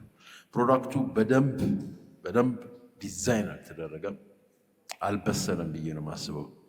ምክንያቱም በደቡብ ክልሉ በደንብ ስለማውቀው ከመልማት አቅም ጋር የቱሪዝም የመልካት አቅም ጋር ሲተያይ በደንብ አልበሰለም። ፕሮዳክቱንም ደግሞ በደንብ አርቲኩሌት አላደረጋችሁትም ብዬ አስባለሁ እና ከዚህ አንጻር ፕሮዳክቱን ለምሳሌ ደቡብ ክልል በቡና ይታወቃል። የቡና ፌስቲቫል ትልቅ አቅም ያለው ነው። ኢትዮጵያ ቡና በመላክ ብቻ ከምታገኘው ይልቅ የቡና ፌስቲቫል በመፍጠር ብቻ እስከ 6፣ 7፣ 10 ቢሊዮን ዶላር ድረስ ማግኘት የምትችልበት ሀብት ነው። እሱን የተቆላ ቡና ነገር አሳየንና ታውቀው እንዴት ነው ያንን መሸጥ የምትችለው? ፕሮዳክቱ አልገባኝም። ለዛ ነው እሱን እንግለጽልኝ። እሺ ከመጨረሻው ጥያቄ እነሳለሁኝ። ደቡብ አካባቢ ነው እንትን ያልከው ወይም ደግሞ በሰሜን አካባቢ ያለው ወደ ደቡብ እንትን ያልከው ነው። ይሄ ግን ጀስት ለማሳያ ወይም ደግሞ እንደ ምሳሌነት አነሳሁት እንጂ በመላው በኢትዮጵያ ያሉትን ለየት ያሉ ካልቸሮችን ማሳየት የሚችል ፕላትፎርም ነው። አሁን እዚህ ጋር ለምሳሌ ላሊበላ አካባቢ የዳንስ ፌስቲቫሎችን ሪሊ እዛ ገጠር አካባቢ ያሉትን ቀበሌ ላይ ያሉትን ሰዎች የኛን ፕላትፎርም ተጠቅመው መሀል ላይ ምን አይነት እንትን አለ የሚለውን አክሰስ አድርገው ወይም ደግሞ ቡክ አድርገው መሄድ እንዲችሉና በሚሄዱበት ታይም ደግሞ አስጎብኚ እንዲሁም ደግሞ ዲጂታል ባጅ የካልቸራል ፓስፖርት ያልኩትን ማለት ነው እሱን በመያዝ ቀጥታ ማህበረሰቡ ላይ ሂደው ያንን ነገር ካልቸሩን ማየት እንዲችሉና ለተለያዩ ለውጭ ሀገራት ማስተዋወቅ እንዲችሉ ነው ማለት ነው። እንዲሁም ደግሞ በሸማ ያልኩት ወደ ዶርዜ አካባቢ እንዲሁም እንጀራ ወደ መርሲ የእያንዳንዳቸው እንትኖች በተለያየ ቦታ ናቸው። እነዚህ እንደ ምሳሌነት አነሳውኝ እንጂ ኖት ኦንሊ ደቡብ ብቻ አይደለም እያልኩ ያለሁት ማለት ነው። እዛኛው አሁን ንብ ለማነብ ወይም ደግሞ ማር ለመቁረጥ እንትን ካል ወደ ባሌ ሮቤ አካባቢ የተሻለ እንትን አለ ማለት ነው። ከዛ አንጻር እዚህ ጋር እንደ ምሳሌ አነሳዋቸው እንጂ ኖት ኦንሊ ደቡብ ብቻ እያልኩ አይደለም። ፕላስ ኮምፒውተሮች እንደገለጽኩት ለየት የሚያደርገው አሁን ላይ እነ ሀበሻ ቱር እንዲሁም ደግሞ እነ ጋላክሲ ቱር የሚባሉ የተለያዩ ፕላትፎርሞች ወይም ደግሞ አስጎብኚ ድርጅቶች አሉ። ከነዛ ለየት የሚያደርገው አንደኛ እዚህ ቀበሌ አካባቢ ያሉትን አድሬስ ለማድረግና ለገበሬው ሬቬኑ ጀነሬት እንዲያደርግ ወይም ደግሞ በካፒታል እንዲያደግ ለማድረግ ታስቦ ታርጌት ተደርጎ እየተሰራ ያለ ነው። ፕላስ ደግሞ ዲጂታል ባጅ ያልኩት ካልቸራል ፓስፖርት ያላቸው ክሮስ ቦርደር ከአንደኛው ቀበሌ ወደ ሌላኛው ቀበሌ በሙሉ ኢትዮጵያ እየተዘዋወሩ መጎብኘት እንዲችሉ ያንን ከያዙ ያንን ጎብኝ ወይም ደግሞ የዚህ ሰርቪስ ተጠቃሚ መሆናቸውን የሚገልጽ ማድረግና ዲጂታል ጋይደር አለ። ያ ማለት የሰለጠነ ጋይድ የሚያደርግ ወይም ደግሞ የሚያስጎበኝ ሰው አለ። ከዛ በተጨማሪ ኢቭን የቋንቋ ባሬር ቢኖርበት የሚያስጎበኘው ሰው ሞዴሉ ላይ ኤአይ ሞዴል አለ ራሱ ላንጉጁን ትራንስሌት እያደረገ ሰውየው በደንብ ያለውን ካልቸር እንዲገልጽለት ማድረግ የሚችል ነው ማለት ነው ዩኒክነሱ። ሶፍትዌሩ ከማርኬቲንግ አንጻር ምንድነው እኛ የሰራ ነው ሶፍትዌር አሴ ሰርቪስ ሳስ የሚባል እንትን አለ ፕላትፎርም። ሶፍትዌር አሴ ሰርቪስ ነው ከሚያስጎበኘው ሰውም ፕላስ ደግሞ ከሚመጣው ሰውም ሰርቪስ ያለው በዛ መሰረት ነው እንትን የምንለው ማለት ነው። ሌላ ከኢንቨስትመንት አንጻር 3.2 ለቴክኖሎጂ ወይም ደግሞ ለፕሮዳክሽን ስኬሊንግ አልበዛም ወይ የሚለው ነው። አንዴ ከተሰራ በኋላ የኛው ተሰራ እንጂ በየጊዜው አፕዴት እየተደረገ ወይም ደግሞ አዳዲስ ፊቸሮች እንትን ይላሉ። ፕላስ ደግሞ አንድ ካምፓኒ ኦን በምናደርግበት ሰዓት ፊክስድ እና ቫሪያብል ኮስቶች አሉ። እነዛን ጨምሮ ነው እንጂ ኖት ኦንሊ ለቴክኖሎጂ ይህን ለመስራት ብቻ አይደለም 40% ልጠቀም የፈለግኩት ማለት ነው። ሜቢ የተረሳ ጥያቄ ካለ ጥያቄ አይደለም። እንደገባኝ እየገነባው ያለው ዲጂታል ሪል ስቴት ነው እንደማለት ነው የሚለው። እሺ እናመሰግናለን።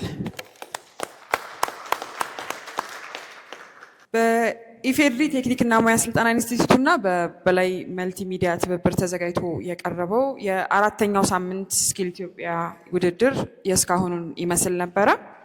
በቀጣይ ሳምንት በሌሎች ተወዳዳሪዎች እስከምንገናኝ ድረስ ሰላም ቆዩ። እናመሰግናለን። የኢፌድሪ ቴክኒክና ሙያ ስልጠና ኢንስቲትዩት ከበላይ መልቲ ሚዲያ ጋር በመተባበር ኢትዮጵያ በልጆቿ ፈጠራ የኢኮኖሚ ሉዓላዊነቷን ታረጋግጣለች።